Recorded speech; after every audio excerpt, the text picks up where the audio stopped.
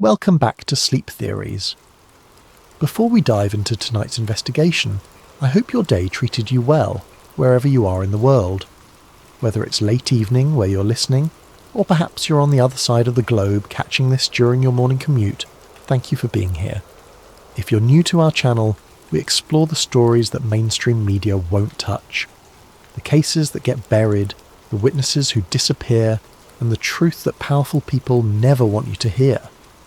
If these investigations resonate with you, please consider subscribing to Sleep Theories. Your support helps us continue digging where others fear to tread. Tonight's story isn't just another conspiracy theory. It's about a journalist who vanished while investigating what might be the most dangerous cover-up in American political history. His name was Eli Mercer, and what he uncovered in the cornfields of Nebraska changed everything we thought we knew about power, corruption, and how far the elite will go to protect their darkest secrets. This is the story of the Whisper Network, and what they buried in Omaha. Eli Mercer had been out of investigative journalism for 3 years when the package arrived. After his newspaper folded, another casualty of the digital age, he'd been scraping by with freelance work, mostly local interest pieces, and the occasional corporate communications gig. Nothing that would win awards, nothing that would change the world. Just survival journalism in an industry that seemed to be dying by degrees. The package had no return address, just his name and apartment number written in careful block letters. Inside, wrapped in bubble wrap like someone's precious family heirloom, was a VHS tape. The label, handwritten in the same careful script, read, "Conspiracy of Silence. Final cut. Not for broadcast." Eli almost threw it away. In 2019, who still sent VHS tapes? But something about the phrase, "not for broadcast," nagged at him. He'd heard that title before, somewhere in the back alleys of journalism school discussions about censored documentaries and stories that never saw the light of day. He found an old VCR at a pawn shop for $20 and spent the better part of an evening trying to get it to work with his television. The tape was damaged, long stretches of static punctuated by brief, haunting glimpses of interviews and archival footage. Most of it was too corrupted to understand, but one section played with crystal clarity. A man's voice trembling with barely controlled emotion. "They killed Rusty. They said he'd hung himself, but I saw him the night before he died. I saw the bruises around his neck, finger marks. He was telling the truth about what happened to those kids, and they couldn't let him keep talking." The voice broke off into static, but those words echoed in Eli's mind for days. Who was Rusty?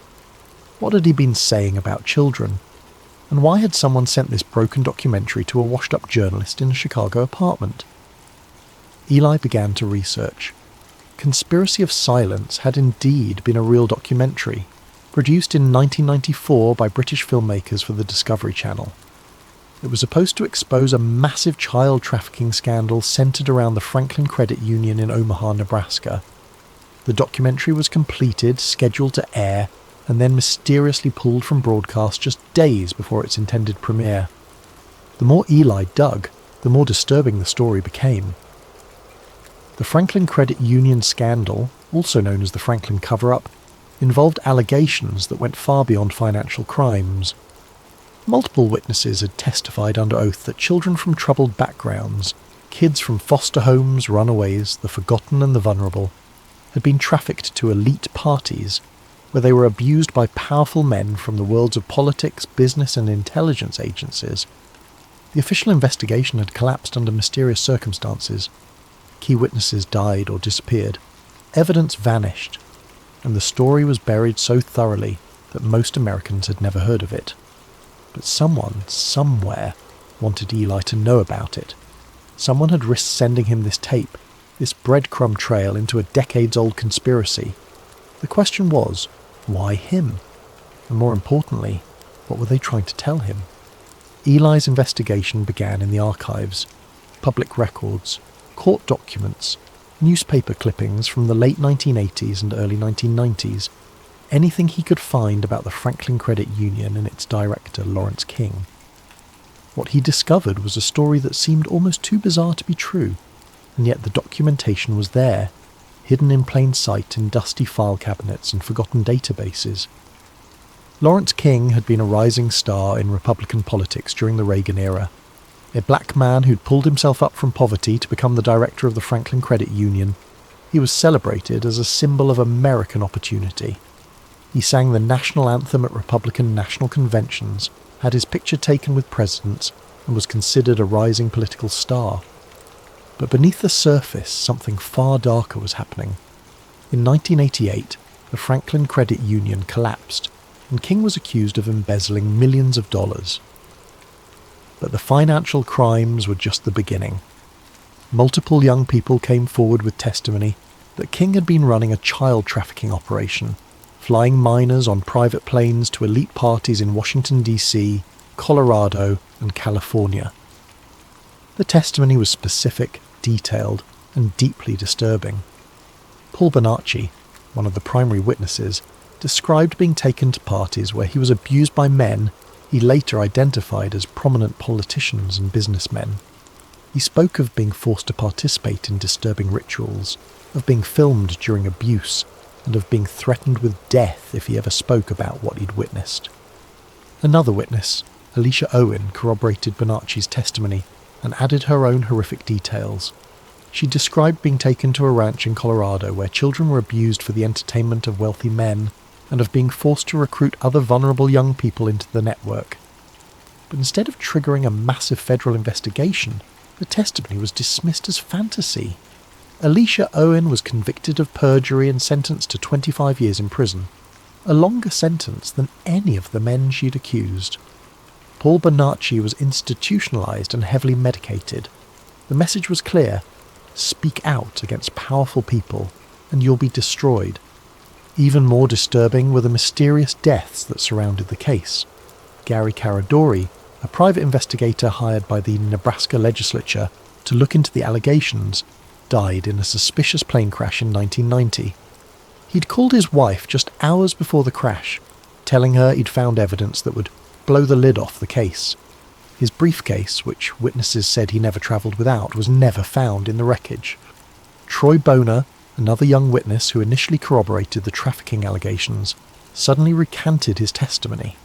Years later, he would tell investigators that he'd been threatened and coerced into changing his story. He died of unknown causes in 2003, alone and forgotten. As Eli compiled these files, a pattern began to emerge. This wasn't just about one man or one credit union. The testimony suggested a network, a systematic operation that used vulnerable children as currency in a high-stakes blackmail scheme. Children were abused not just for the gratification of their abusers, but to create compromising material that could be used to control powerful people. The implications were staggering. If the witnesses were telling the truth, then some of the most powerful people in American politics and business were being controlled by a shadowy network that used child abuse as its primary tool of leverage. And that network had the power to silence witnesses, destroy evidence, and manipulate the justice system itself. But who were the puppet masters? Who was running this network, and how deep did it go?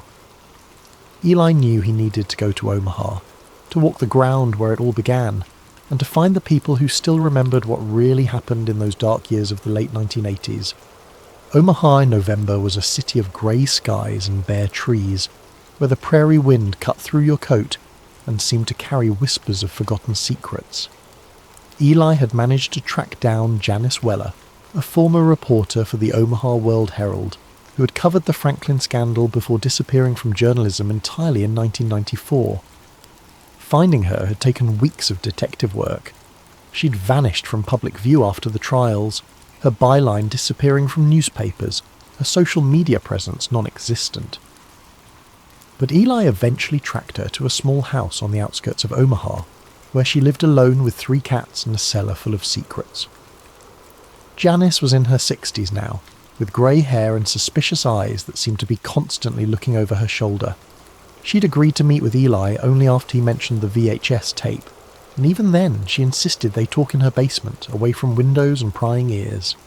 "I should have thrown all this away years ago," she said, gesturing to the boxes of files that lined the cellar walls. "But I couldn't. Someone needs to remember what really happened. even if they'll never let the truth come out. The files were a treasure trove of suppressed evidence, crime scene photos that had never been released to the public, witness statements that had been sealed by court order, financial records showing payments to what appeared to be shell companies, and most disturbing of all, a guest list to something called the Midnight Room, hosted in a converted Masonic lodge in 1987. The names on the list were a who's who of Nebraska politics and business, but they were joined by names from Washington, D.C., including several that Eli recognised as prominent politicians and at least one federal judge. Next to each name was a notation, confirmed, pending, or blacklisted. They weren't parties, Janice explained, her voice barely above a whisper. They were auctions. Children were brought in, displayed, and selected. The whole thing was filmed, supposedly for security, but really for leverage. Once you were on those tapes, you belonged to them. Among the files was a handwritten memo that made Eli's blood run cold. C1 clearance approved for Shadowbox, post-flight debrief required. It was signed with initials he didn't recognise, but the letterhead was unmistakable, Central Intelligence Agency. The Franklin Credit Union was just the money laundering operation, Janice continued. The real network was much bigger, international. They were trafficking children not just for abuse, but for intelligence purposes, creating compromising material on foreign leaders, business executives, anyone who might be useful to control. She showed him photographs that had been stored in sealed envelopes for 30 years. Children, some as young as 8 or 9, standing next to men whose faces had been carefully blacked out with ink. But in some photos the ink had faded or been applied carelessly, revealing partial faces that Eli recognised from newspaper photos and television appearances. I tried to publish this, Janice said. In 1993 I had a story ready to go. Names, dates, evidence. My editor killed it, said it was too dangerous, that we didn't have enough corroboration. The next week I found a dead cat on my doorstep with a note. Curiosity killed the cat. Why didn't you take it to another paper? Janice laughed bitterly. I tried. Every major newspaper in the country. They all said the same thing. Not enough evidence, too controversial, couldn't verify the sources. But I knew what was really happening. Phone calls were being made, pressure was being applied. The story was being killed at the highest levels. As they talked deep into the night, Janice's paranoia became more understandable. She told him about cars that followed her home, about phone calls where no one spoke, about former colleagues who suddenly wouldn't return her calls. In 1994, after the documentary Conspiracy of Silence was pulled from broadcast, she'd received a final warning. A man came to my house, she said. Professional, polite. Said he was with the government, though he never showed identification. He told me that my investigation was threatening national security, that there were ongoing intelligence operations that could be compromised. He said if I continued asking questions, I would be considered a threat to those operations. And you stopped. I had a daughter, Janice said simply. She was 15. He showed me photos of her walking to school, sitting in the library, getting on the school bus. Never threatened her directly, but the message was clear. That night, Eli lay awake in his motel room, staring at the ceiling and thinking about everything Janice had told him. The scope of the conspiracy was almost incomprehensible. Not just abuse, but systematic exploitation of children for intelligence purposes. Not just local corruption, but a network that reached into the highest levels of government. Around 3 a.m. he heard a soft scratching at his door. When he looked through the peephole, he saw nothing but empty hallway. But when he opened the door, there was an envelope on the floor. Inside, in the same careful block letters as the original VHS tape, was a simple message. Leave Omaha. This is your only warning. Despite the warning, or perhaps because of it, Eli couldn't let the story go. He'd come too far, learned too much to simply walk away. But he knew he needed more than Janice's files and his own investigation. He needed to find the people who had made the documentary Conspiracy of Silence, the film that had been pulled from broadcast just days before it was supposed to expose the Franklin scandal to the world. It took 3 weeks of international phone calls and internet sleuthing, but Eli finally tracked down Edgar Kelson, the British documentary filmmaker who had been the primary editor on Conspiracy of Silence. Kelson was living in retirement in a small town outside London, and he was initially reluctant to talk about what he still considered the most disturbing project of his career. "We thought we were making a documentary about financial fraud," Kelson explained during their Skype conversation. "Bank director embezzles money, lives high life, gets caught. Standard corruption story. But as we dug deeper, as we interviewed more witnesses, we realised we'd stumbled into something much darker. The documentary team had spent months interviewing witnesses, gathering evidence and corroborating the most explosive allegations. They'd spoken with Paul Bonacci, Alicia Owen, and dozens of other young people who claimed to have been trafficked by the network. They'd obtained flight records showing private planes travelling between Omaha and Washington, D.C. They'd even managed to interview several of the accused men, though those interviews had been evasive and lawyered up. The evidence was overwhelming, Kelson said. We had testimony, documents, photographs. We'd corroborated details across multiple witnesses who had never spoken to each other. This wasn't fantasy or false memory syndrome. This was real. The documentary was completed in early 1994 and scheduled to air on the Discovery Channel. Promotional materials were printed, TV guide listings were published, and the filmmakers prepared for what they hoped would be a groundbreaking exposé that would finally bring justice to the Franklin victims. Then, just 5 days before the scheduled broadcast, everything fell apart. "I got a call from Discovery's lawyers," Kelson recalled. "They said there had been concerns raised about the documentary's content, that they needed to review it again before broadcast. Then another call saying the review would take several weeks. Then another saying the documentary was being pulled indefinitely." But the pressure wasn't just coming from the network. Kelson and his team began receiving threats, not the usual angry viewer complaints, but professional intimidation that seemed designed to make them disappear entirely. "My daughter was followed home from school," Kelson said, his voice growing quiet. "My wife's car was vandalised with a very specific message. Drop the Franklin story or we'll drop you. These weren't random cranks. These were people with resources, people who knew how to apply pressure." The final blow came when Kelson was approached by two men who claimed to be with British intelligence.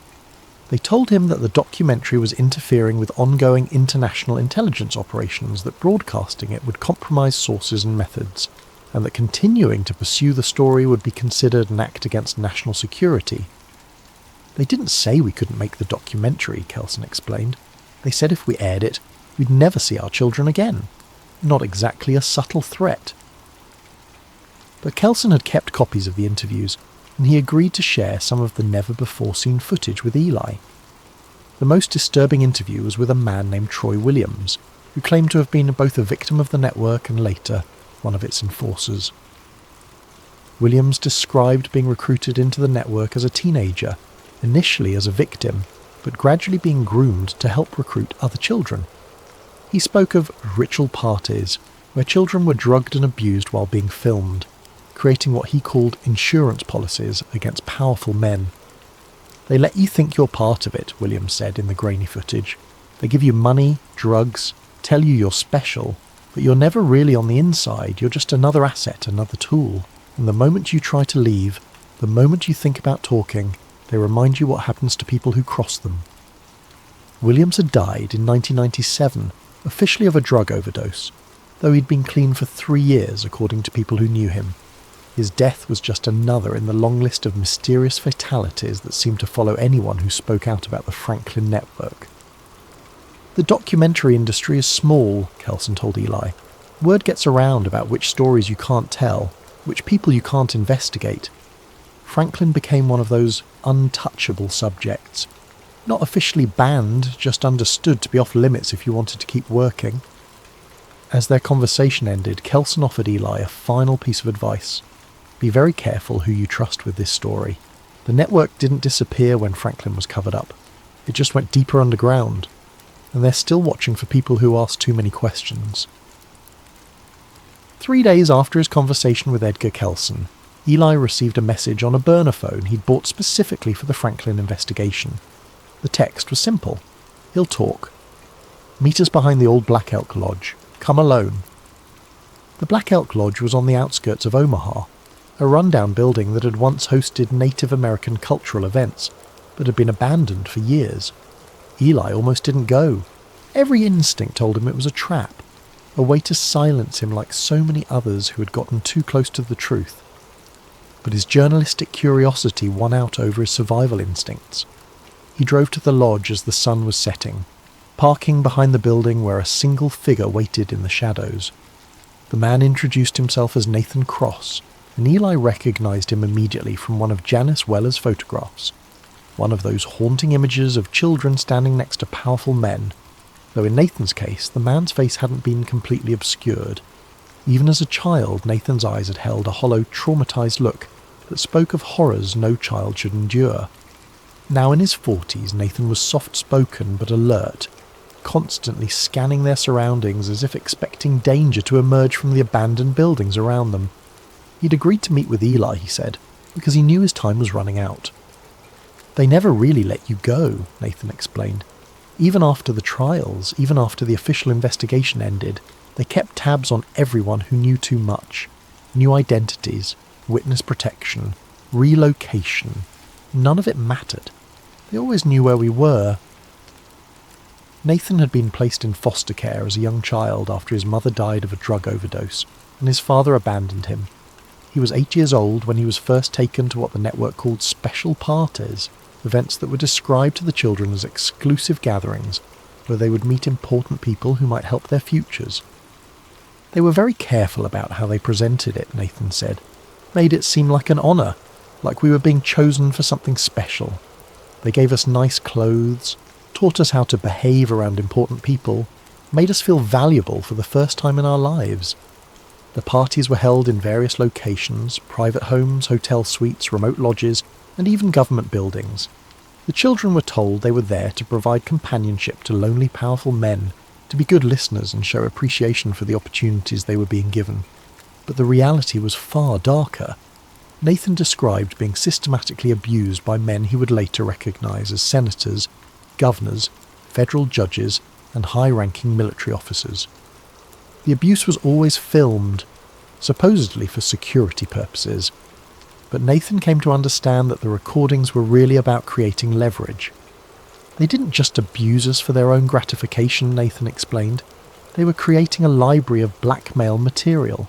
Anyone who attended those parties, anyone who participated was being recorded, and once you were on those tapes, you belonged to the network. The operation was more sophisticated than simple abuse. Children were coached on how to elicit admissions from their abusers, how to get them to discuss sensitive political or business matters while they were in compromising positions. The network wasn't just trafficking children. They were running an intelligence operation that used child abuse as its primary tool. Some of the men tried to resist at first, Nathan said. They'd be invited to parties, not knowing what they were really about, but once they were there, once they were filmed, they had no choice but to cooperate. The network had them completely. Nathan described a facility he called the Red Room, located in what appeared to be a repurposed Cold War-era fallout shelter in Maryland. This was where the most valuable recordings were stored, along with detailed files on everyone who had been compromised by the network. It wasn't just Americans, Nathan said. They brought in foreign diplomats, business leaders from other countries, anyone who might be useful to control. The operation was international, with tentacles reaching into governments around the world. As Nathan spoke, Eli began to understand the true scope of what they were dealing with.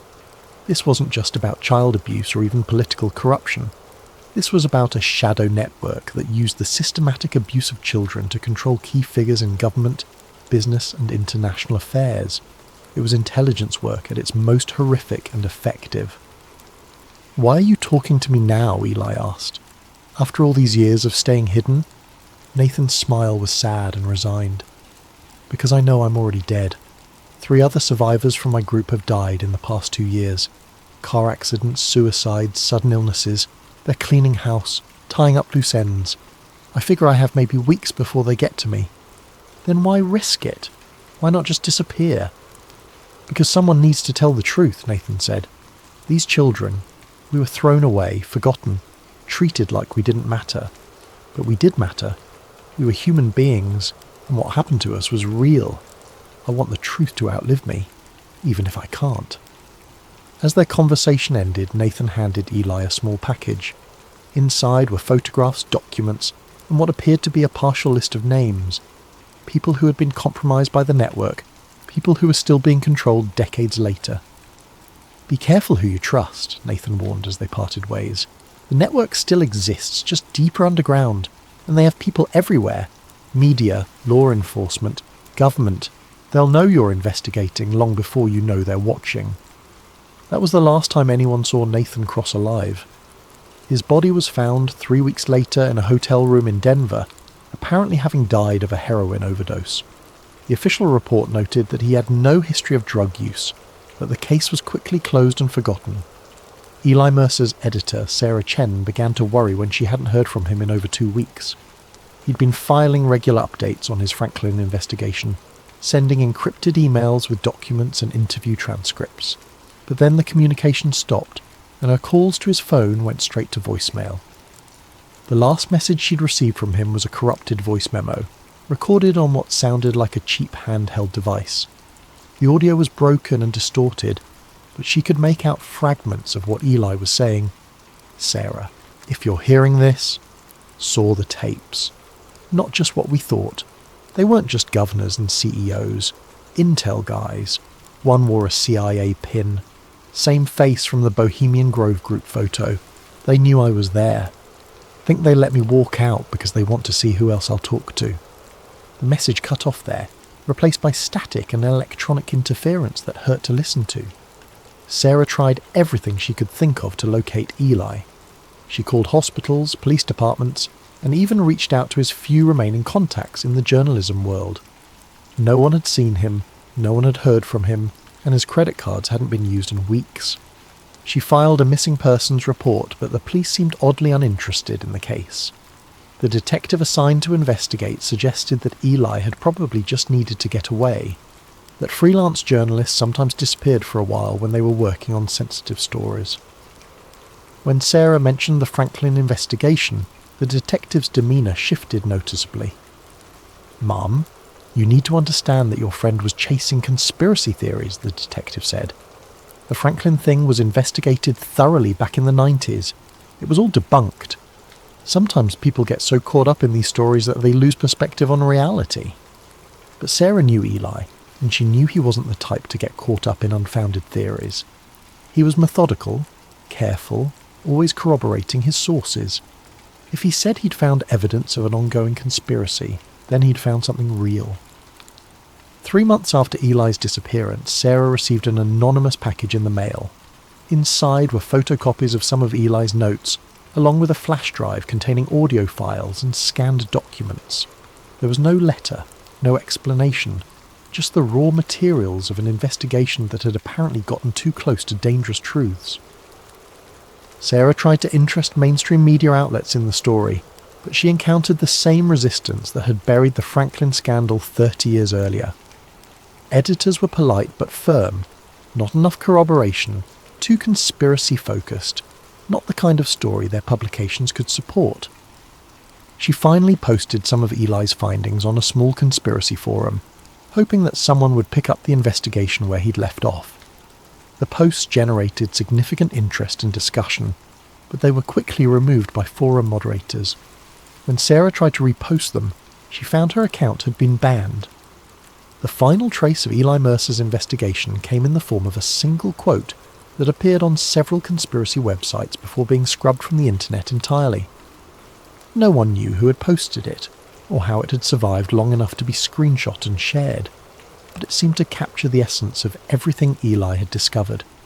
If power protects evil, then telling the truth becomes a revolutionary act. The quote was attributed to E.M., investigative journalist disappeared 2019 while investigating elite trafficking networks. But even those references began disappearing from search engines as if someone was working systematically to erase any trace of Eli's work. Sarah kept copies of everything: Eli's notes, the audio files, the documents he'd gathered. She stored them in safe deposit boxes, gave copies to trusted friends, and created digital backups in multiple locations. She was determined that Eli's investigation wouldn't die with him. But as the months passed, Sarah began to understand why so many people had been unwilling to pursue this story. She started noticing cars that seemed to follow her home from work. She received phone calls where no one spoke, just silence and then a hang-up. Her computer was hacked twice, though nothing seemed to be stolen. The message was clear. Drop the Franklin investigation, forget about Eli Mercer, and move on with your life. For the sake of her own safety and that of her family, Sarah eventually did just that. But the truth, as Eli had learned, has a way of surviving even when the truth-tellers don't. His investigation lived on in fragments, copies of documents shared in encrypted emails, audio files passed between amateur investigators, testimonies that refused to be completely silenced. The Whisper Network, as Eli had come to call it, continued to operate in the shadows. But thanks to his work and the work of other investigators who had paid the ultimate price for their curiosity, the whispers were getting louder. The truth was becoming harder to bury. And somewhere, in safe deposit boxes and encrypted files, in the memories of survivors and the consciences of witnesses, the evidence waited. Waited for the right moment, the right person, the right opportunity to finally drag the darkness into the light. The Franklin Credit Union scandal may have been covered up, the witnesses silenced, and the documentary banned. But the truth, as they say, will out. And when it does, the revelations will shake the foundations of power structures that have operated in darkness for far too long. The children of Omaha deserve justice. The truth-tellers who died seeking it deserve to be remembered. And the network that destroyed so many lives deserve to be exposed, no matter how long it takes, no matter how dangerous the investigation becomes. Because as Eli Mercer learned in his final weeks, some stories are too important to remain buried. Some truths are too powerful to be silenced forever. And some conspiracies are too evil to survive the light of day. The Whisper Network thought they had won. They thought they had buried the truth along with the truth-tellers. They were wrong. The investigation continues, even now, carried forward by people who refuse to let the darkness triumph. And one day, the whispers will become shouts, the fragments will become a complete picture, and the network that has operated in shadow for so long will finally face the light. Until then, we remember, we investigate, we whisper the truth to anyone who will listen, and we never ever stop asking questions.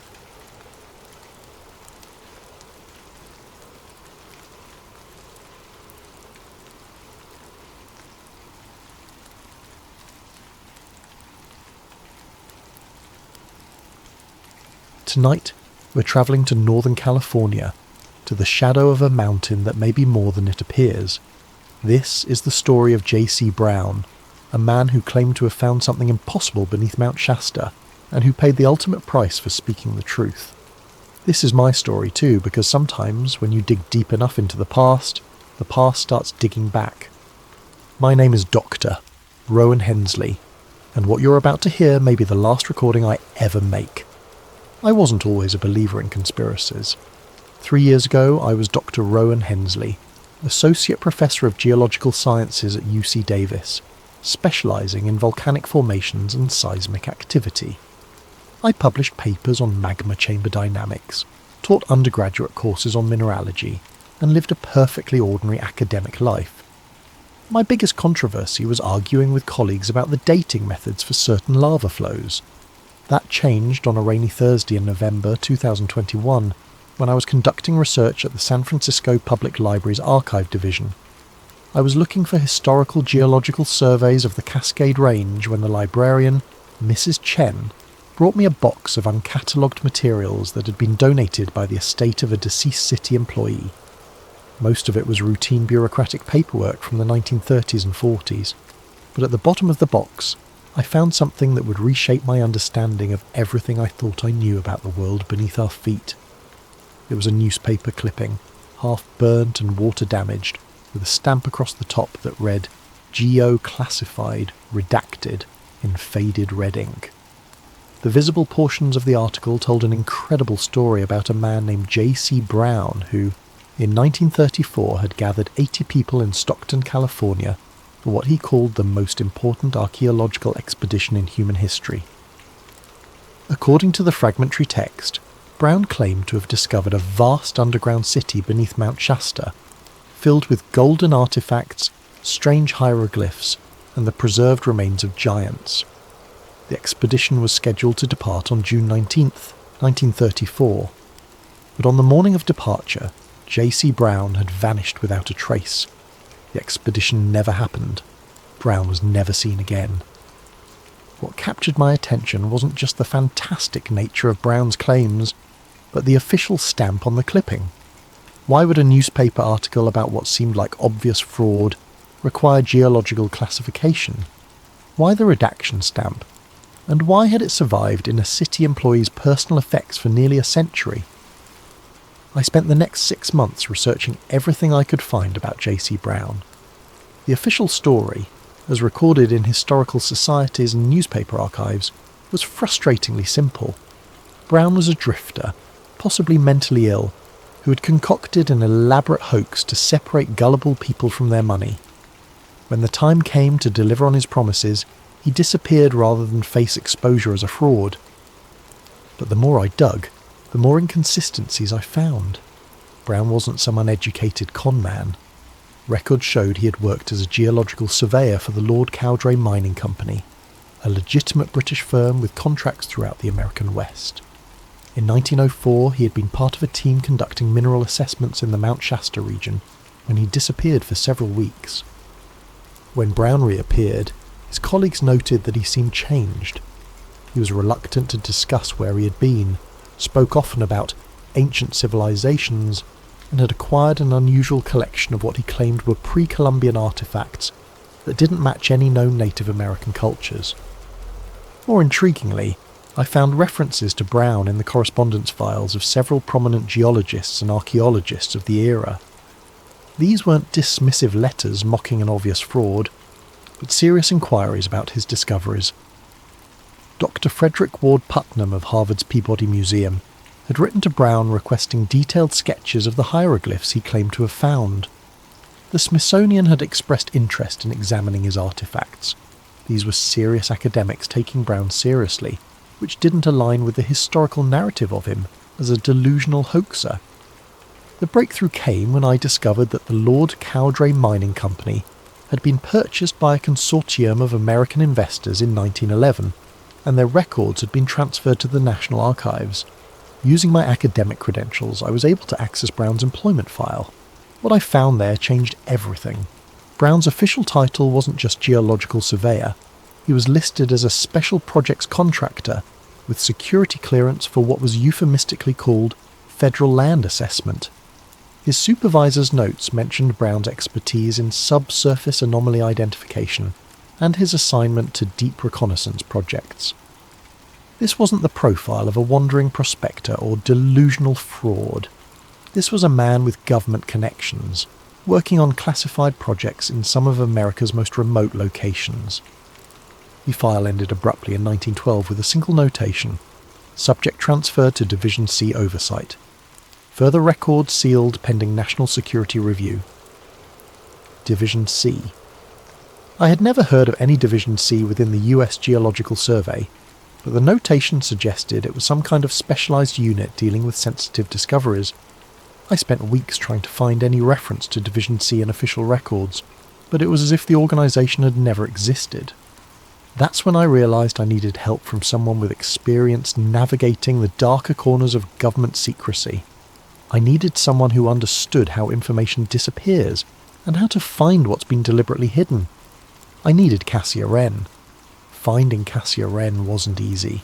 She had been a data analyst for the National Security Agency until 2018, when she became what the intelligence community politely calls a problem, after witnessing what she described as systematic suppression of anomalous intelligence. She had resigned her position and begun operating as what she called a dark archivist, someone who specializes in recovering information that powerful organizations prefer to keep buried. Cassia operated through encrypted channels and dead drops, paranoid but not without reason. Her former colleagues had made it clear that her continued freedom depended on her maintaining a low profile and avoiding certain sensitive subjects. But when I reached out through the appropriate channels, explaining my research into J.C. Brown and Division C, she agreed to meet. We met at a 24-hour diner in Modesto, California, chosen because it was exactly halfway between our locations and because, as Cassia explained, the acoustics make electronic surveillance difficult, and the clientele is too distracted by their own problems to pay attention to ours. Cassia was younger than I had expected, probably in her early 30s, with the intense focus of someone who had seen too much and slept too little. She listened to my story about J.C. Brown without interruption, occasionally taking notes in what appeared to be her own shorthand system. When I finished, she was quiet for a long moment, stirring her coffee with deliberate precision. "Division C," she finally said. "I've heard whispers about that designation, but never in connection with the Geological Survey. In my experience, when government agencies create subdivisions that don't officially exist, it's because they're dealing with phenomena that don't officially exist either." She explained that during her time at the NSA, she had occasionally encountered references to what intelligence analysts called anomalous archaeology, discoveries that couldn't be explained within conventional historical frameworks, and that had been classified to prevent public panic or international complications. "The standard protocol," she said, "is to classify the discovery, relocate or destroy the evidence, and discredit or neutralize anyone with direct knowledge. If J.C. Brown really found something significant under Mount Shasta, his disappearance wasn't mysterious. It was inevitable." Cassia agreed to help me investigate, but first she suggested we try to find more direct evidence of Brown's discoveries. She had a contact in Stockton who specialized in genealogical research and might be able to connect us with descendants of the people who had signed up for Brown's 1934 expedition. 3 days later, we were standing on the porch of a modest house in Stockton, talking to Emmett Kearney, a retired auto mechanic whose grandfather had been one of the 80 people prepared to follow J.C. Brown into Mount Shasta. Emmett was in his 70s, with the careful manner of someone who had spent his life being told that his family stories were too strange to be true. His grandfather, Patrick Kearney, had been a mining foreman who had known Brown during his work with the Lord Cowdray Company. Grandpa always said Brown was different after he came back from that survey in 1904, Emmett told us, leading us into his living room. Said he'd found something that changed his whole understanding of the world. Not gold or silver or anything like that. Something older. Emmett disappeared into a back room and returned with a metal box that had clearly been stored carefully for decades. Inside was a leather-bound notebook, its pages yellow with age but still readable. "This belonged to J.C. Brown," Emmett said. "He gave it to my grandfather the night before he disappeared, told him to keep it safe and only show it to someone who would understand what it meant." The notebook was extraordinary. Page after page of detailed sketches showing complex tunnel systems, architectural diagrams of underground chambers, and copies of symbols that looked like no writing system I had ever encountered. Some resembled cuneiform or Egyptian hieroglyphs, but others were completely alien. Geometric patterns and flowing scripts that seemed to shift and change as you looked at them. But it was Brown's written notes that were most disturbing. Scattered throughout the sketches were observations and warnings that painted a picture of something far stranger than a simple archaeological discovery. The passages extend far deeper than any natural cave system. The stone is carved, not eroded. Someone built this. Found the chamber of the tall ones today. 12 skeletons, each nearly 8 feet in height. The bone structure is wrong. Too many vertebrae. Skull proportions unlike any human remains. The symbols on the walls seem to respond to light. When I shine my lamp directly on them, they appear to glow faintly. Must investigate further. Discovery of what can only be described as a throne room. Central seat carved from single block of unknown black stone. Hieroglyphs cover every surface. Translation attempts unsuccessful, but recurring motifs suggest astronomical significance.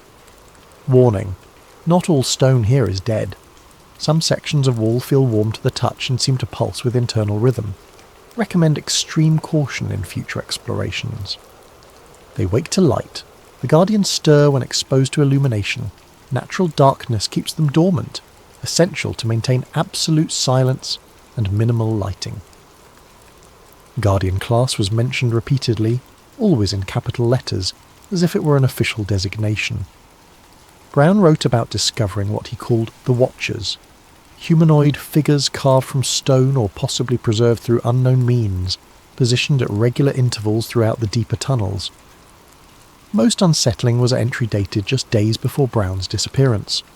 Contact established with surface oversight, Division C protocols now in effect, further documentation restricted pending security review. If something happens to me, let it be known that what lies beneath Shasta was not built by any human civilization. The final page contained only a signature. J.C. Brown, Senior Field Specialist, Division C, U.S., G.S., Black Registry. Cassia examined the notebook with the careful attention of someone trained in document analysis. The paper is consistent with 1930s manufacture, she said. The ink shows appropriate aging patterns. If this is a fake, it's an extraordinarily sophisticated one. She photographed every page while I tried to process what we had discovered. This wasn't the journal of a delusional fraud or opportunistic con man. This was the careful documentation of someone who had found something genuinely extraordinary and who understood the implications of his discovery. Brown hadn't disappeared because he was a fraud. He had disappeared because he was telling the truth. Back at her secure workspace, Cassia began the delicate process of penetrating government databases to find any trace of Division C or J.C. Brown's final fate. This wasn't simple hacking. It was digital archaeology, requiring an understanding of how classification systems had evolved over the decades and where sensitive information might have been buried or relocated. The problem with secrets, Cassia explained as she worked, isn't keeping them hidden initially. It's maintaining that secrecy across decades of bureaucratic changes, technological upgrades, and personnel turnover. Something always slips through the cracks. She started with the National Archives, cross-referencing personnel records, budget allocations, and interdepartmental communications from the 1930s. Most government divisions, even classified ones, leave paper trails, expense reports, salary payments, equipment requisitions. Division C, however, seemed to have existed in a bureaucratic void. No official budget, no personnel records, no equipment purchases. Either it had never existed, or someone had been extraordinarily thorough in erasing its traces. That level of erasure is almost more suspicious than finding classified records, Cassia said. It takes significant resources and ongoing effort to make something disappear this completely from government archives. Whatever Division C was doing, someone very powerful wanted it forgotten. She switched tactics, focusing on individual names rather than organisational records. If J.C. Brown had been eliminated by government agents, there should be some trace of the operation. Travel vouchers, communication records, incident reports. It took 3 days of careful searching, but she finally found it buried in the administrative files of the Department of Interior, a single line item in a 1934 budget reconciliation document that read, Shasta 71. Unauthorized excavation suppressed, just personnel issues resolved. $847.50. $847.50, the cost of making J.C. Brown disappear. Further searching revealed additional fragments. A memo from the Bureau of Land Management dated June 20th, 1934, one day after Brown's disappearance, requesting indefinite closure of specified access routes to Mount Shasta pending geological assessment. A requisition for specialised excavation equipment charged to an unspecified clean-up operation. A communication from the War Department authorising temporary personnel assignment for domestic security issue. The picture that emerged was of a coordinated operation to suppress Brown's discoveries and eliminate him as a security threat. But the fragmentary nature of the record suggested something even more disturbing. This wasn't a one-time event, but part of an ongoing program. Cassia found references to similar operations. Yellowstone 23, Archaeological Anomaly Contained, Crater Lake 15, Unauthorized Documentation Recovered, Grand Canyon 41, Research Team Relocated. They've been doing this for decades, she said, her voice quiet with the weight of the realization. Every time someone finds something that doesn't fit the official narrative, they step in, discredit the discoverer, confiscate the evidence, and bury the whole thing under layers of classification and misdirection. But the most significant discovery came from an unexpected source.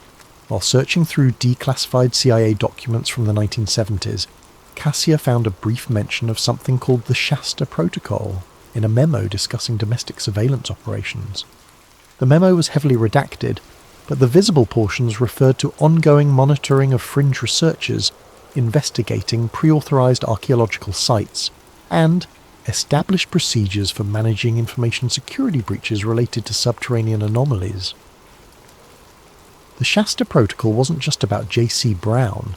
It was an active program designed to suppress any investigation into what lay beneath Mount Shasta, and by extension, other locations where similar discoveries had been made. "We need to be very careful," Cassia warned as we reviewed the documents. "If this protocol is still active, they know we're investigating. They've been watching for people like us for 90 years. But I was past the point of caution. J.C. Brown had been murdered for trying to reveal the truth, and dozens of other researchers had likely suffered the same fate. The scope of the cover-up suggested something far more significant than a simple archaeological anomaly. I wanted to see what they were so desperate to hide. I wanted to go to Mount Shasta. Cassia tried to dissuade me. She understood better than I did the risks we were taking by continuing the investigation, but she also understood that some truths are too important to remain buried, regardless of the personal cost. We spent 2 weeks preparing for what we knew might be our final collaboration. Cassia assembled specialized equipment, electromagnetic field detectors, ground-penetrating radar, cameras capable of functioning in absolute darkness, and communication devices that could operate without cellular or satellite connections. Using J.C. Brown's sketches and topographical maps from the 1930s, we identified what appeared to be the entrance he had used, a lava tube system on the northeastern slope of Mount Shasta, accessible through what locals called the Devil's Kitchen, a collection of volcanic vents and steam deposits. We left for Mount Shasta on a Thursday morning in October, telling no one our destination or timeline. If something happened to us, Cassia had arranged for copies of our research to be automatically released to several journalists and researchers, but we both understood that our safety depended on completing the investigation quickly and quietly. The approach to the lava tubes was more difficult than Brown's notes had suggested, requiring several hours of hiking through dense forest and over loose volcanic rock. The tubes themselves were exactly where his sketches indicated, but the entrance had been partially collapsed, either by natural causes or deliberate sabotage. It took most of the day to clear enough debris to allow access, but by evening we were standing at the mouth of a passage that descended into absolute darkness beneath Mount Shasta. The initial descent was routine. The lava tube was similar to others I had explored in my academic career: rough volcanic glass walls, irregular floor surfaces, and the musty smell of stagnant air and mineral deposits. But after perhaps 200 feet, we encountered the first sign that this was no ordinary cave system. The walls changed. Instead of the random textures of cooled lava, we found smooth surfaces covered with carved symbols identical to those in Brown's notebook. The carvings were deep and precise, clearly the work of intelligent beings using sophisticated tools. "These aren't natural formations," I said, running my hands over the symbols. "Someone carved these, recently enough that they haven't been significantly weathered." Cassia's electromagnetic detector began registering unusual readings. "I'm getting energy signatures that don't match any known geological phenomena," she reported. "It's almost like the rock itself is generating some kind of field."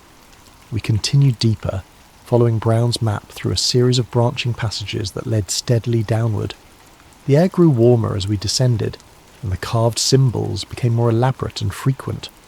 Some covered entire wall surfaces, depicting what appeared to be astronomical charts, anatomical diagrams, and scenes of robed figures performing unknown rituals. After nearly 2 hours of careful progress, we reached what Brown's notes had described as the first threshold, a circular chamber perhaps 30 feet in diameter, with a domed ceiling covered in symbols that seemed to shimmer in our flashlight beams. "The symbols are reacting to our lights," Cassia whispered.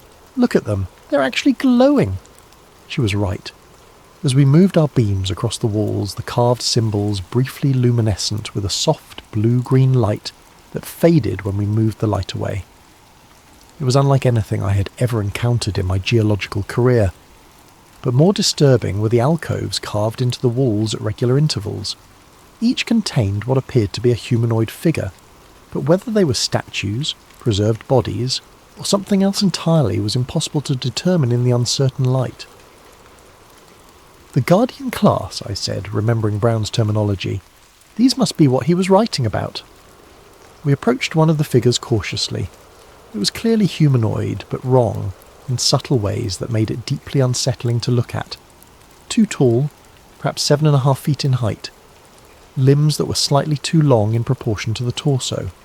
A skull that was elongated and narrow, with eye sockets that were larger and more deeply set than any human skull. The figure was clothed in what appeared to be robes or ceremonial garments made from some unknown material that had survived whatever preservation process had maintained the body. In its hands was a staff or rod covered with more of the glowing symbols. "Is it alive?" Cassia asked, her voice barely audible. Before I could answer, her equipment began registering massive electromagnetic spikes. Every detector she carried was suddenly screaming warnings about energy levels far beyond anything we had expected to encounter. "We need to move," she said urgently. "Something is responding to our presence." Following Brown's map, we located the passage that led to what his notes called the deep chambers.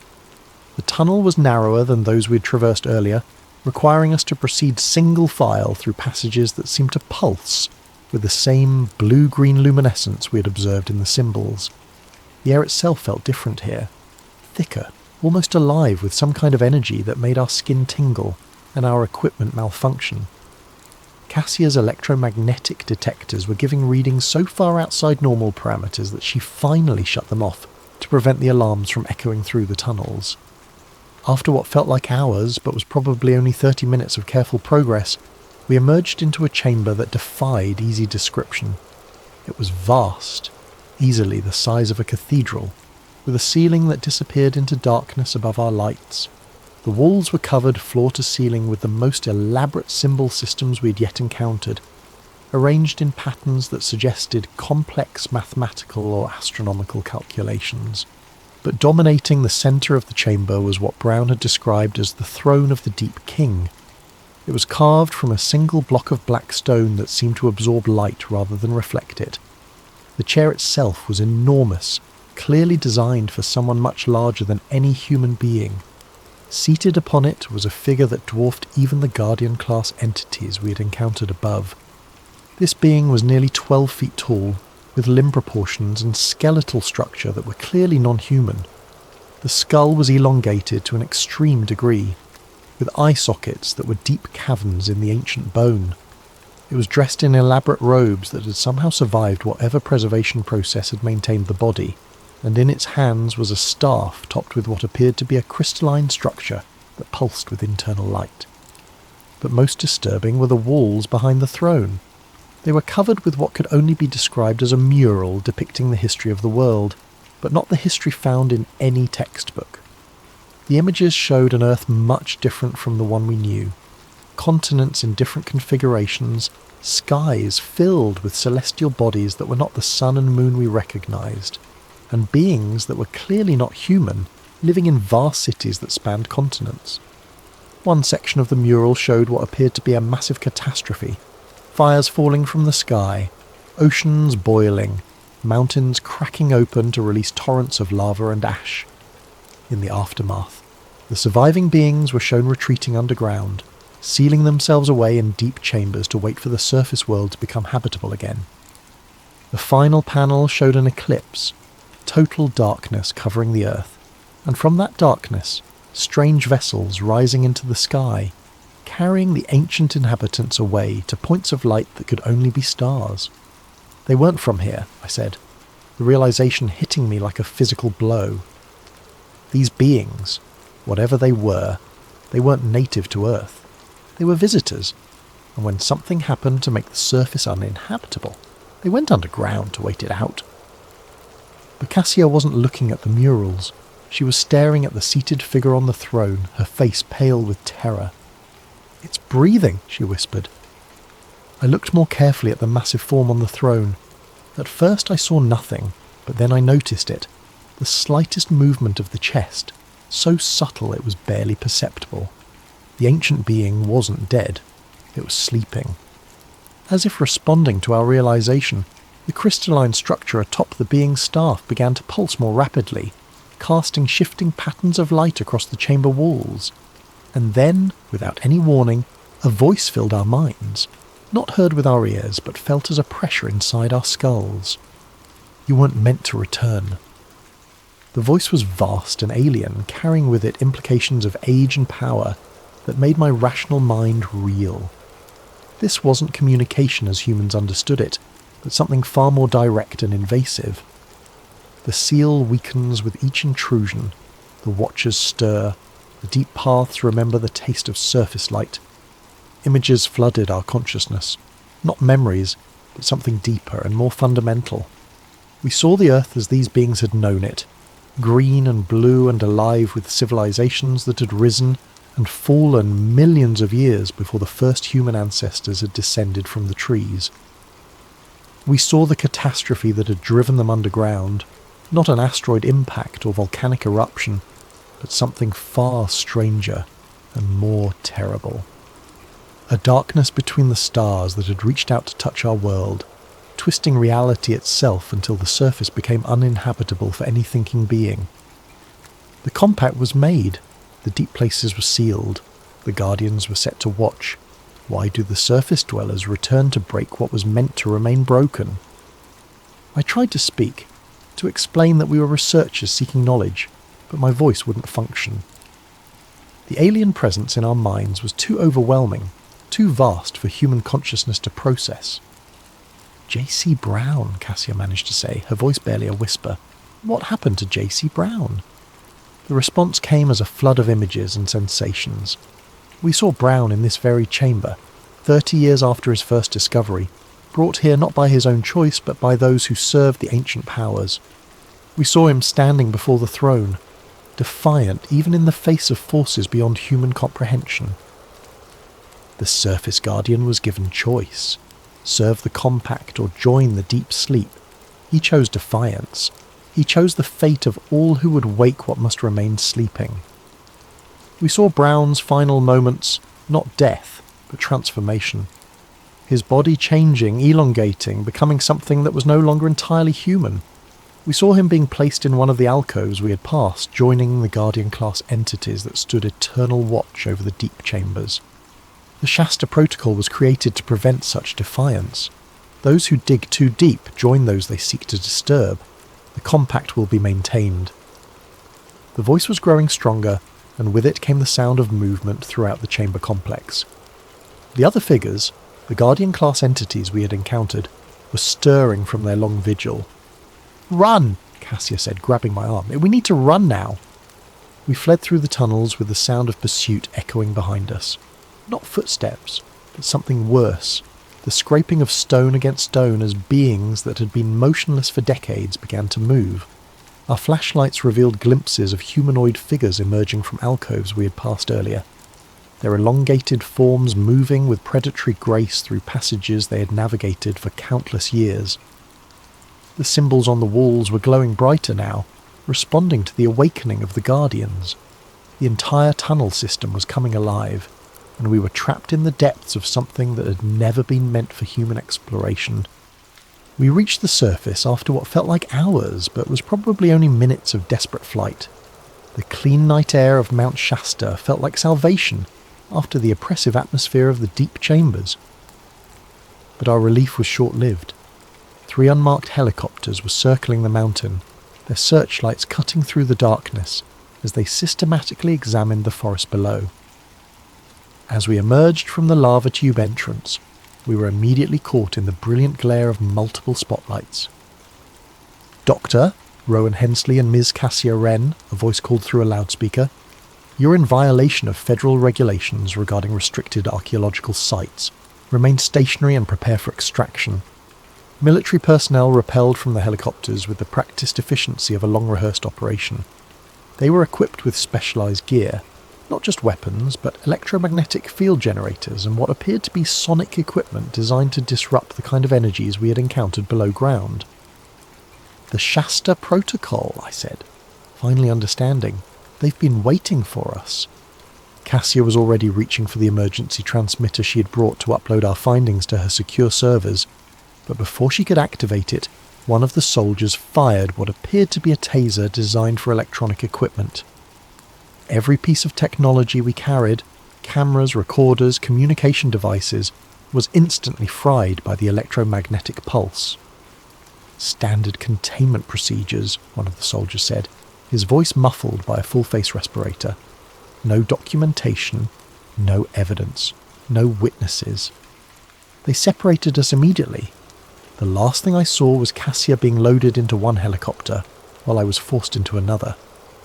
Through the aircraft's window, I watched Mount Shasta recede into the distance, its peak silhouetted against the stars like a monument to secrets that would never be told. I woke up 3 days later in a hospital room in Medford, Oregon, with no memory of how I had gotten there. According to the medical staff, I had been found unconscious on a hiking trail, apparently the victim of a fall that had resulted in a severe concussion and temporary amnesia. My personal effects had been returned to me, but everything related to our investigation was gone. J.C. Brown's notebook, our research files, the photographs Cassia had taken, all vanished as if they had never existed. The official story was that I had been conducting routine geological research when I suffered an accident. There was no mention of Cassia Wren, and when I tried to contact her through the channels we had established, I found that her entire digital presence had been scrubbed from the internet. Her dark archive website displayed only an error message. Her encrypted communication systems were offline. It was as if she had never existed. I returned to my position at UC Davis, but everything had changed. My research proposals were consistently rejected. My funding was cut. Colleagues who had previously sought my collaboration began avoiding me. The message was clear. I was to return to my routine academic work and forget everything that had happened. For 6 months I tried to comply. I taught my classes, published papers on safe topics like mineral formation and seismic activity, and attempted to convince myself that what we had experienced beneath Mount Shasta had been some kind of shared hallucination brought on by equipment malfunction and psychological stress. But late at night, when I closed my eyes, I could still see the throne room and its ancient occupant. I could still feel the alien presence that had spoken directly into our minds.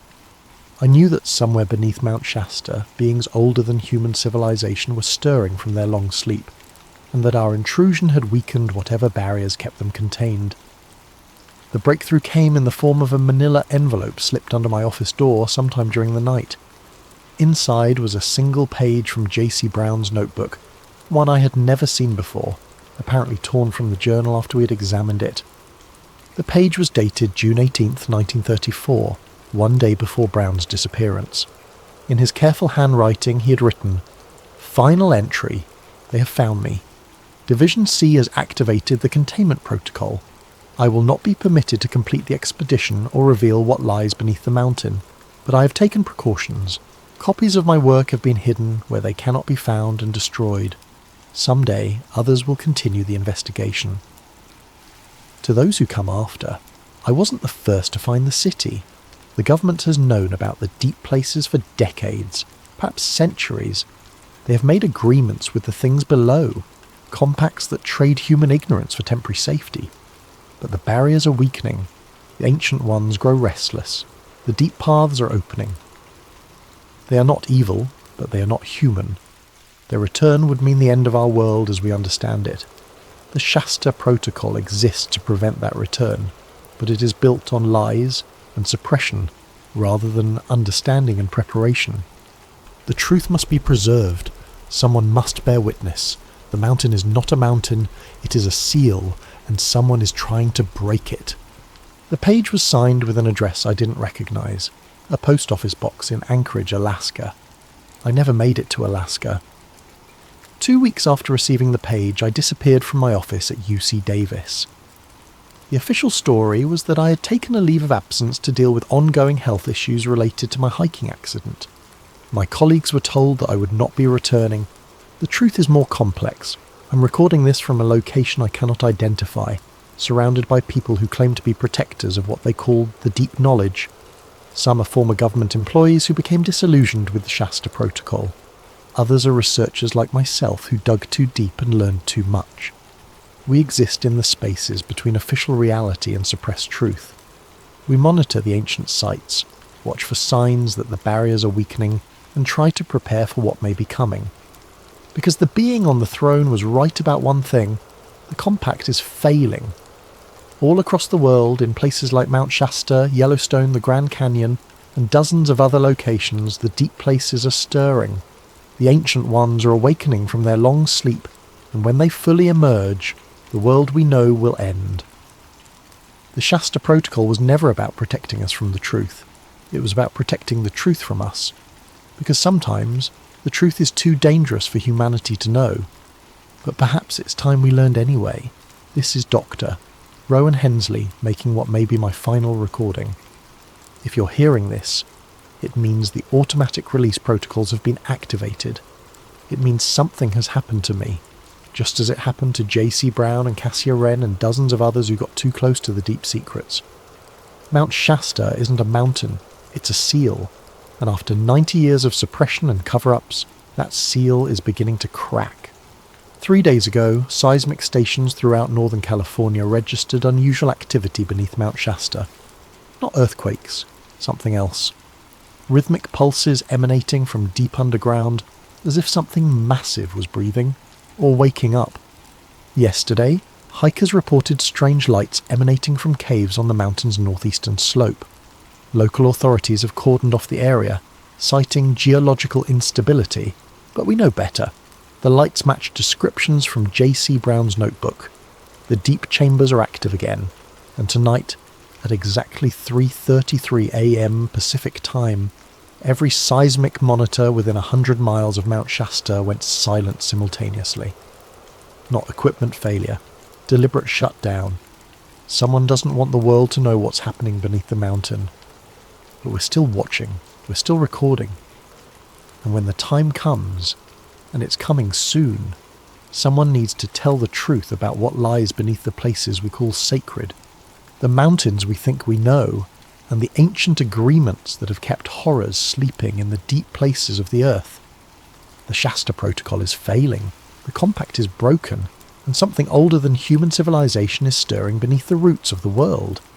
If you're listening to this, if you're out there somewhere in the darkness with your own questions about the world's hidden truths, remember this. Not all mysteries are meant to be solved. Some doors should remain closed, some secrets are too dangerous for daylight. But when those doors open anyway, when those secrets emerge despite all efforts to contain them, someone needs to bear witness. Someone needs to remember what we were before everything changed. My name is Dr. Rowan Hensley. I was a geologist. I thought I understood the earth beneath our feet. I was wrong about everything. The mountain remembers, the deep places are calling, and somewhere in the darkness between sleeping and waking, between human and something else entirely, J.C. Brown and all the others who dug too deep are waiting to welcome the next generation of truth seekers to their eternal vigil. Don't look for me. Don't try to verify this story through official channels. Don't go to Mount Shasta.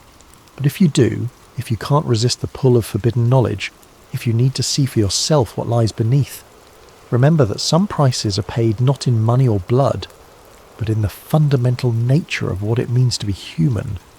The watchers are stirring. The guardians walk. The seal is breaking.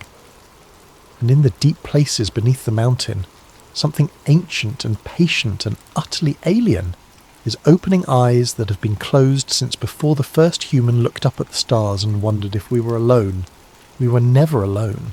We just weren't ready to meet our neighbours. End recording. Static. The following message was left on the voicemail system of the podcast Fringe Phenomena Weekly at 3:33 a.m. Pacific Time, 6 months after Dr. Hensley's disappearance. This was Dr. Rowan Hensley. If anyone receives this message, if anyone is still monitoring these frequencies, you need to know the Shasta Protocol has been terminated. All containment procedures have failed. The The deep chambers are open. The ancient compact is void. They're not underground anymore. Last night something came out of Mount Shasta, something tall and wrong and older than human memory. It walked through the forest like it owned the world, like it was coming home after a long journey. The government response teams, they're not responding anymore. The helicopters fell out of the sky when they got too close. The soldiers, God, what it did to the soldiers. It's not just Shasta. We're getting reports from Yellowstone, from the Grand Canyon, from mountains and caves and deep places all over the world. They're all waking up. They're all coming back. The surface world belongs to them now. It always did. We were just keeping it warm. If you're listening to this, if you're still out there, don't try to fight them. Don't try to hide. They can sense human consciousness like we sense heat. They know where we are. Your only chance is to go deep. Find the old places, the sacred sites that were never meant for human worship. Look for the symbols that glow in the dark. Follow the passages that lead down instead of up. Join the Watchers. Become the Guardians. It's the only way to survive what's coming. The mountain was never a mountain. It was a doorway. And now that doorway is open. End transmission.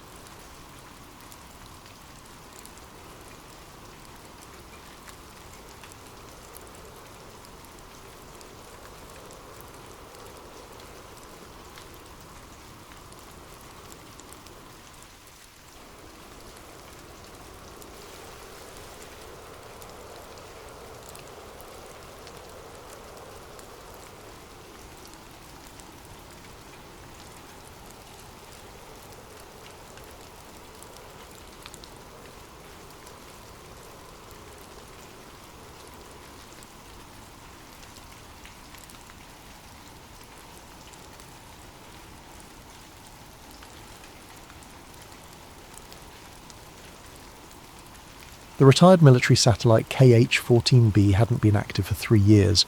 Officially decommissioned after budget cuts forced the Pentagon to consolidate their orbital surveillance network.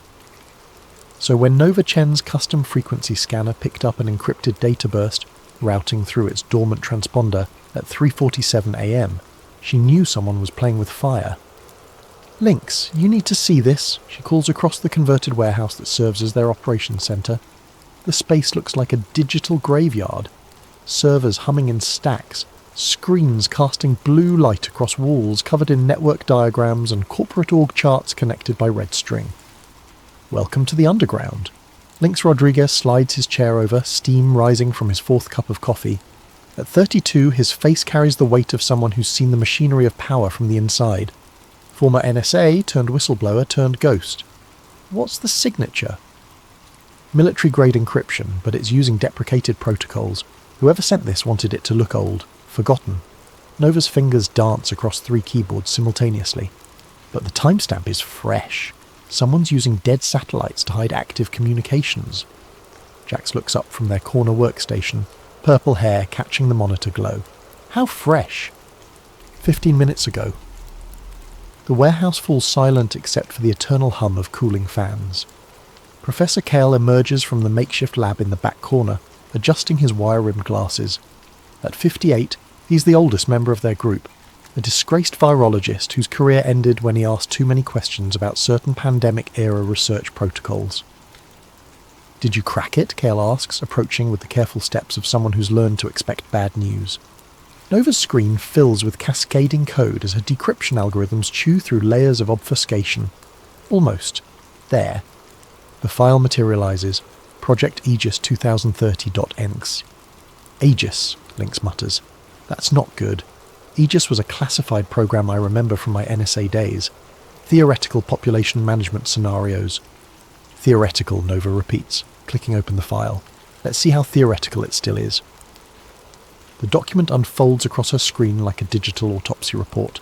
Code fragments, data tables, implementation timelines. Her eyes scan the contents, and her expression shifts from curiosity to confusion to something approaching horror. "Guys," she says, her voice dropping to a whisper, "this isn't about surveillance, this isn't about control." Jack spins their chair around. "What is it about?" Nova's hands tremble slightly as she highlights a section of code. Variables with names like fertility, reduction, vectors, genetic selection, protocols, and population ceiling enforcement. "It's about extinction," she breathes. "Mass vaccination campaigns, supply chain disruptions, climate-based selection zones." She reads directly from the screen. Phase implementation. Reduce global population to sustainable levels through coordinated biological and environmental interventions. Target timeline 2030. Acceptable retention rate 6 to 8% of current population. The silence stretches like a held breath. 6 to 8%, Kyle repeats slowly, of 7 billion people. "That's not population control," Link says, his intelligence training kicking in as he processes the implications. "That's genocide with a spreadsheet." Nova scrolls deeper into the document, her face pale in the monitor light. "There's more. Listen to this. This initiative represents a fundamental reset of the human species. Traditional methods of population management through war, famine, and disease have proven insufficient to address the accelerating resource depletion crisis. Project Aegis represents a coordinated approach to ensure species survival through selective reduction." "Species survival," Jax echoes. "They're talking about us like we're livestock." "No," Nova corrects, her voice hollow. "Livestock are valuable. We're weeds they want to clear from the garden." Kale sits down heavily, his scientific mind wrestling with the implications. During his years researching virology, he'd seen enough classified projects to know that the line between theoretical and operational could be crossed with a single authorization signature. "We need to verify this," he says finally. "Cross-reference with known programs, trace the source, build a complete picture. If this is real," Nova finishes, "we're looking at the greatest crime in human history, and it's already begun." Lynx pulls up his contacts, a carefully maintained network of sources still embedded in various intelligence agencies. "I'll reach out to my people, see what chatter I can pick up." "I'll dig into the technical specifications," Jax offers. "These code fragments reference specific biological agents. If they're using existing research, there'll be traces in academic databases." Nova saves the file to their secure server and begins setting up multiple backup protocols. "Professor, we need you to analyze the biological components. Your expertise might be the key to understanding how they plan to implement this." As the team disperses to their workstations, the weight of their discovery settles over the warehouse like digital smoke. They've stumbled across something that wasn't meant for human eyes, a blueprint for the end of the world as they know it. Outside, the city sleeps on, unaware that 4 people in a converted warehouse have just glimpsed the future, and it looks like a graveyard with Wi-Fi. Nova stares at the file name blinking on her screen, Project Aegis 2030.nc. In mythology, Aegis was the shield of Zeus, a divine protection for the gods. But protection for whom? And protection from what? As she begins her deep dive into the data, one phrase keeps echoing in her mind from the document's executive summary. This isn't about control, it's about resetting the species. The countdown, she realizes, isn't to some distant apocalypse. It's to tomorrow. 3 days of sleepless research have transformed their warehouse into a conspiracy theorist's fever dream. Every wall now displays interconnected timelines, corporate hierarchies, and data flow charts that would make a forensic accountant weep. Nova hasn't left the building since they cracked the Aegis file, surviving on instant ramen and the kind of caffeine-fueled determination that borders on religious fervour. "I found the breadcrumbs," she announces, her voice hoarse from exhaustion, and chain-smoking cigarettes she bummed from Lynx. The World Population Summit in Cairo, 1994. Most people remember it as a boring UN conference about reproductive rights and sustainable development. She pulls up archived documents on the main display screen, official transcripts, media reports, diplomatic cables, standard bureaucratic theatre. But look what happens when you dig into the closed-door sessions. A classified document appears, heavily redacted but with enough visible text to tell a story. The header reads, Adaptive Earth Framework, Preliminary Implementation Strategies. Cale adjusts his glasses, squinting at the screen. I remember this conference. I was a graduate student then, writing my dissertation on population genetics. There were rumours about private sessions, but nobody talked about what was discussed, Nova finishes. Except someone did. Deep in the diplomatic archives, buried under 17 layers of classification, I found this. She highlights passages that make the room's temperature seem to drop. Non-essential demographic drift must be addressed through coordinated intervention. Genetic dead zones present opportunity for selective resource allocation. Acceptable fallout parameters established at 85 to 90% reduction over 2-generation cycle. Project requires integration of medical, agricultural and environmental vectors. Jax looks up from their workstation, where they've been cross-referencing pharmaceutical patents. Nova, you need to see this. Those medical vectors they mention. I've been tracking the patent filings, and there's a pattern. They throw their research onto the shared screen. Dozens of pharmaceutical patents filed between 2018 and 2023, all connected to a web of shell companies, all related to mRNA modification technology. But here's the weird part, Jax continues. These patents aren't just for vaccines. They're for genetic modification systems that can be activated remotely, dormant until triggered by specific environmental factors. Cale's face goes pale. That's not possible. The technology to create delayed activation genetic modifications didn't exist in 2018, Jax agrees, but it does now. And according to these patents, it's been deployed. Nova pulls up another document from their Aegis cache. Remember, Professor, you mentioned seeing strange compounds in vaccine trials during the pandemic? Trials with non-public results? Cale nods slowly. There were inconsistencies. Control groups that should have shown specific immune responses but didn't. Novel proteins that had no apparent therapeutic function. When I raised concerns, you were discredited and forced out, Nova says. They called you a conspiracy theorist. Because I was asking the wrong questions, Cale realises. I was looking for immediate effects, but if these compounds were designed for delayed activation... Link slides his chair over, holding a printout of classified communications he's pulled from the old NSA databases. I've been digging through archived surveillance reports. Remember how during the pandemic, certain rural areas had unusually high vaccination rates, areas that normally resist federal health initiatives. He spreads out a map showing vaccination distribution patterns across the United States. Strange clusters appear in seemingly random locations. Rural counties in Montana, farming communities in Iowa, small towns along the Appalachian Trail. These aren't random, Nova says, studying the pattern. They're systematic. Someone was targeting specific populations. Or specific genetic profiles, Cale adds quietly. Jax's workstation chimes with an alert. Guys, I've been monitoring dark web chatter about unusual health trends. Look at this. They project a series of forum posts, social media reports, and medical anomalies from the past 6 months. Unexplained fertility drops in rural communities. Unusual autoimmune responses in adults aged 25 to 45.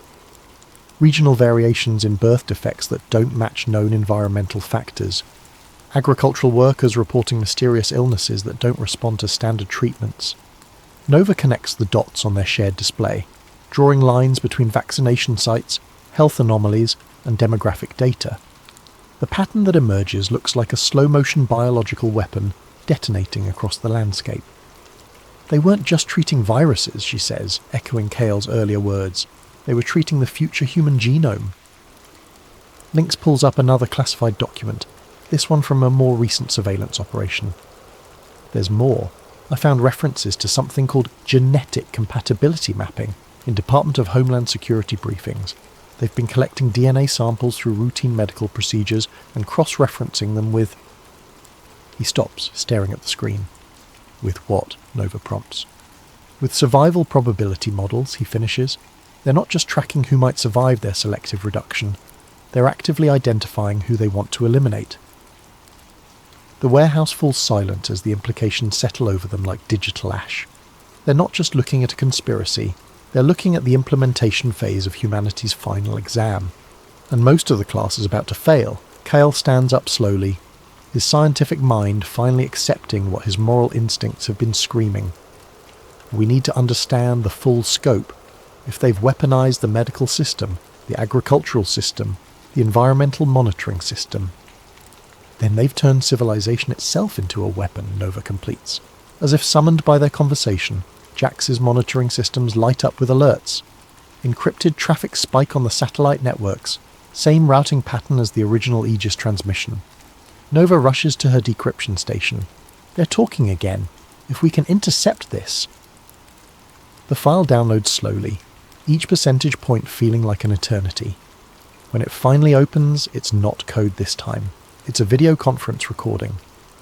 Meeting minutes, Lynx realizes, from yesterday.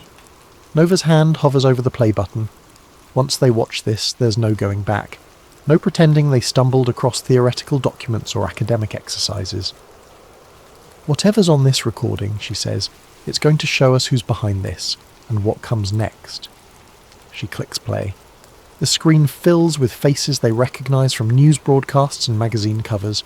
World leaders, tech billionaires, pharmaceutical executives, and scientists, all sitting around a virtual conference table discussing the end of the world with the casual tone of a quarterly earnings call. And in the corner of the screen, a countdown timer. 18 months, 14 days, 7 hours, 23 minutes. The clock is ticking, and they're about to learn exactly what happens when it reaches 0.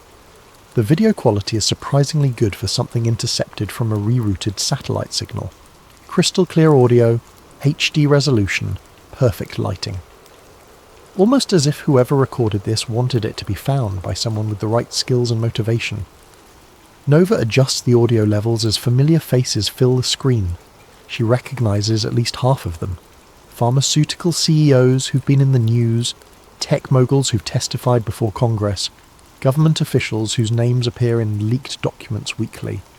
But it's the people she doesn't recognise that worry her more. Faces that suggest power operates in layers the public never sees.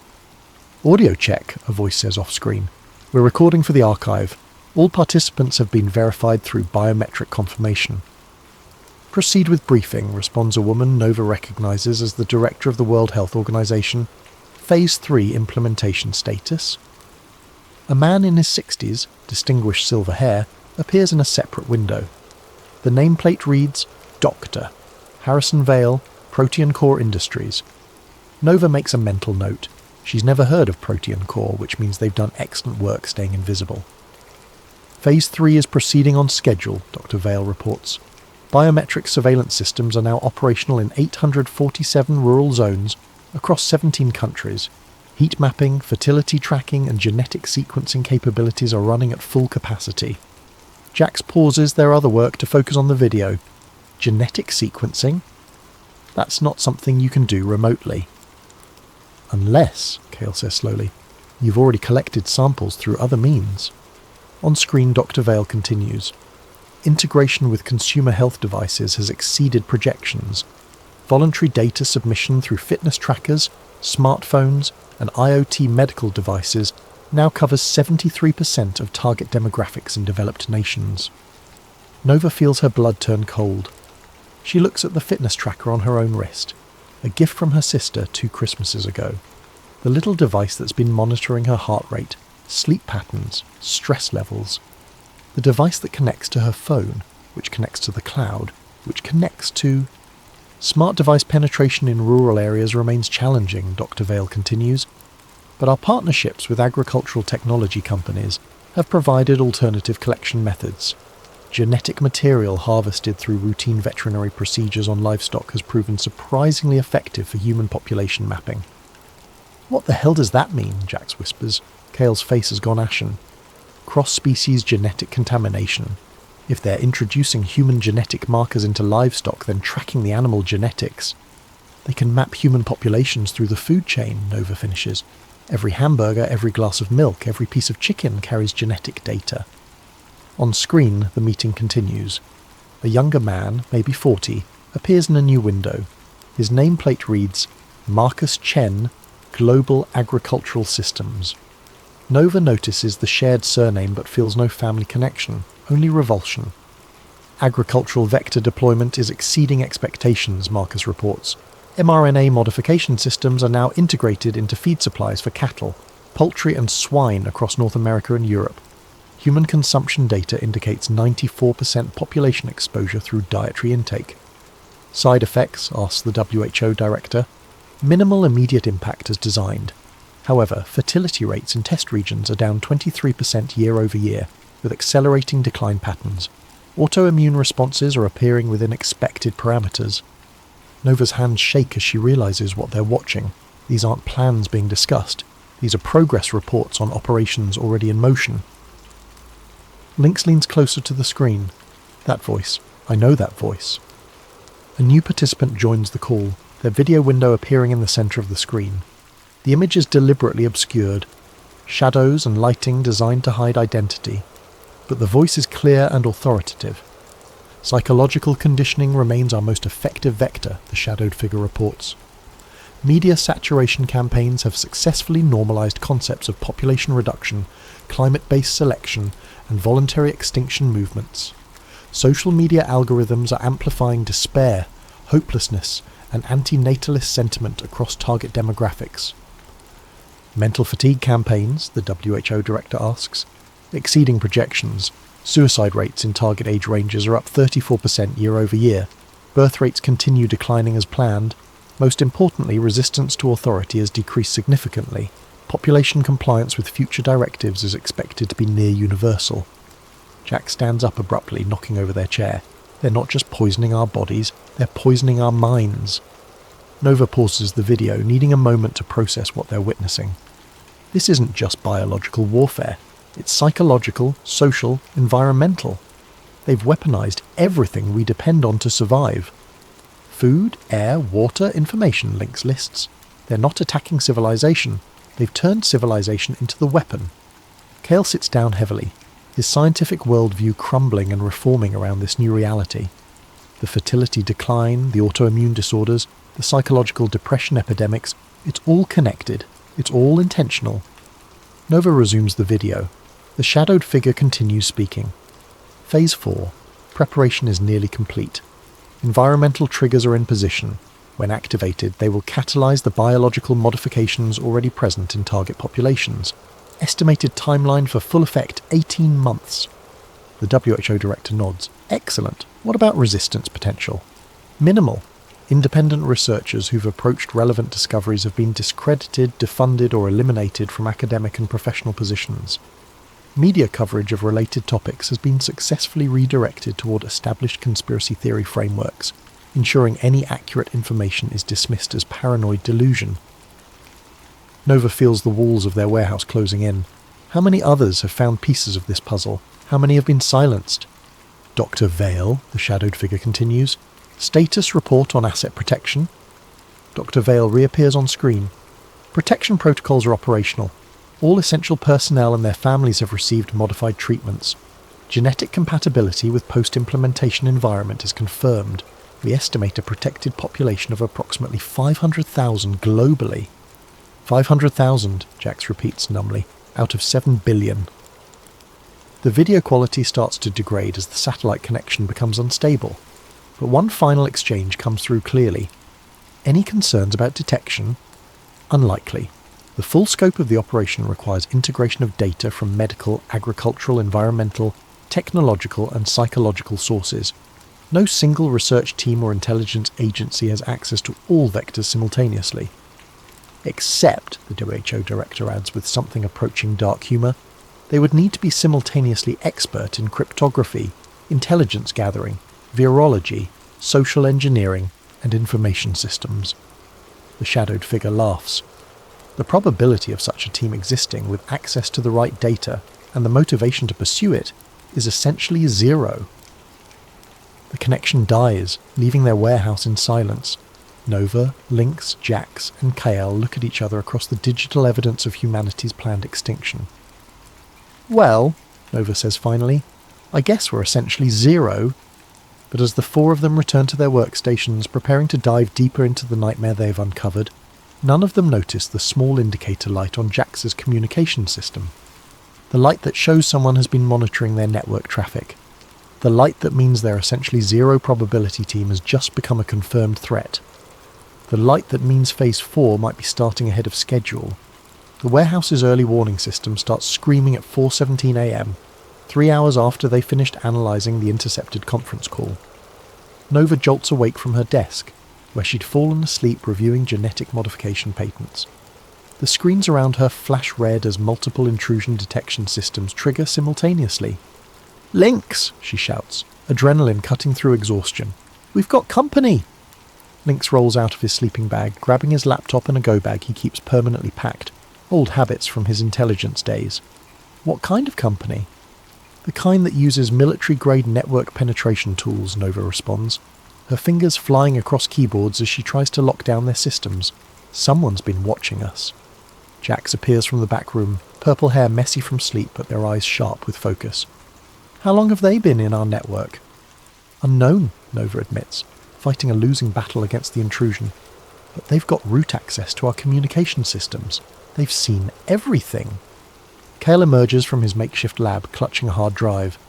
"I've backed up all the biological data to an isolated system. If we lose the main servers..." "We're losing everything," Nova confirms, watching as file after file disappears from their local storage.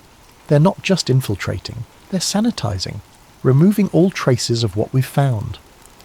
But even as their digital fortress crumbles around them, Nova's mind races ahead to their backup protocols. Years of paranoia have taught her to prepare for exactly this scenario. "Jax, activate the mesh network. Lynx, get the satellite uplink ready. We're going distributed." The warehouse transforms as hidden systems come online. What appeared to be a simple hacker den reveals itself as a sophisticated intelligence operation. Jax's workstation unfolds into a multi-array communication hub. Lynx produces equipment that definitely didn't come from civilian sources. Nova's desk reveals hidden servers and backup power systems. "Professor," Nova calls, "how much of your research is stored offline?" "Everything critical," Kale confirms. "I learned not to trust cloud storage after they destroyed my academic career." As their attackers continue dismantling their main systems, the team executes an evacuation protocol they've rehearsed, but hoped never to use. Critical files transfer to multiple secure locations. Communication channels shift to encrypted networks. Physical evidence gets packed into go bags. But Nova isn't running yet. Instead, she's doing something that would seem insane to anyone who doesn't understand her particular brand of digital warfare. She's tracing the intrusion back to its source. "What are you doing?" Lynx demands, watching her work as alarms continue screaming around them. "If they're watching us," Nova says through gritted teeth, "then we're watching them back." Her screen fills with a network traffic analysis, packet traces, and routing information. The attack is sophisticated, routed through multiple proxy servers and anonymization networks. But sophistication creates complexity, and complexity creates vulnerabilities. "There," she breathes, highlighting a data stream. "They're not just stealing our files, they're uploading something." The upload completes just as Nova isolates the data stream, a single file placed carefully in their system logs where it would be discovered during any forensic analysis. Child pornography, Lynx realizes, reading the file metadata. They're setting us up when law enforcement finds this place. "We'll be dismissed as perverts and criminals instead of researchers," Nova finishes. "Brilliant. Completely discredit us while making sure no one looks too closely at what we actually found." But Nova's trace has revealed something else, the real location of their attackers, and it's not some anonymous hacker collective or foreign government. "They're operating out of the Protean Core building," she announces. "Dr. Harrison Vale's company. The same people we watched discussing humanity's extinction 3 hours ago." Jax finishes packing their equipment. "We need to leave, now." But Nova is still working, her fingers moving with the desperate speed of someone who knows this might be their last chance. Not yet. If they're monitoring us in real time, if they know what we've discovered, then they know we're a threat, which means... Her screen fills with a new data stream. Not an attack this time, but intercepted communications from the Protean Core building. They're having an emergency meeting, she realizes, right now, about us. She patches the audio through their speakers, and suddenly the warehouse fills with voices they recognize from the earlier recording. Confirmed they have the Phase 3 documentation, Dr. Vale's voice reports. Full technical specifications, implementation timelines, biological modification protocols. How is that possible? The WHO director's voice sounds strained. That information is compartmentalized across 17 different security classifications. Unknown, but their research capabilities suggest state-level intelligence resources. We may have a coordinated opposition. A new voice joins the call, the shadowed figure from the earlier recording, though now speaking with urgent authority rather than calm confidence. Irrelevant. They know enough to compromise the entire operation if they go public. We need immediate containment. What kind of containment? Dr. Vale asks. Total. The team, their research, their facility. Make it look like a lab accident. Chemical fire, explosion, whatever ensures complete evidence destruction. Nova's blood turns to ice as she realizes what they're planning. How long do we have? The WHO director asks. Tactical team is en route, 20 minutes. Nova starts shutting down systems, her movements sharp with controlled panic. We're blown. They're sending a kill team. 20 minutes? Jax checks their watch. That's not enough time to... It's enough time to do one thing, Nova interrupts, pulling up her final contingency protocol. We can't save ourselves, but we can save the evidence. She begins uploading their complete research archive to a decentralized network, blockchain-based storage systems that can't be deleted or controlled by any single authority. But the upload is massive, and their internet connection is already compromised. Upload time, 17 minutes, her system reports. 3 minutes to spare, Link says grimly, checking his weapons, if their timeline is accurate. But as if summoned by his words, new alarms start screaming. Motion sensors around the warehouse perimeter. Thermal imaging detecting multiple vehicles approaching from different directions. They lied about the timeline, Nova realizes. The team is already here. Through the grimy windows, they can see black SUVs surrounding the building. Tactical lights sweep across the walls. Radio chatter echoes from outside, professional, coordinated, lethal. Upload progress, 32%, her computer announces. Nova looks at her team, her friends, her fellow travellers in the digital underground. Jax with their fierce intelligence and boundless optimism. Lynx with his warrior's honour and protective instincts. Kale with his scientist's dedication to truth above comfort. I need 8 more minutes to finish the upload, she says quietly. Can you give me 8 minutes?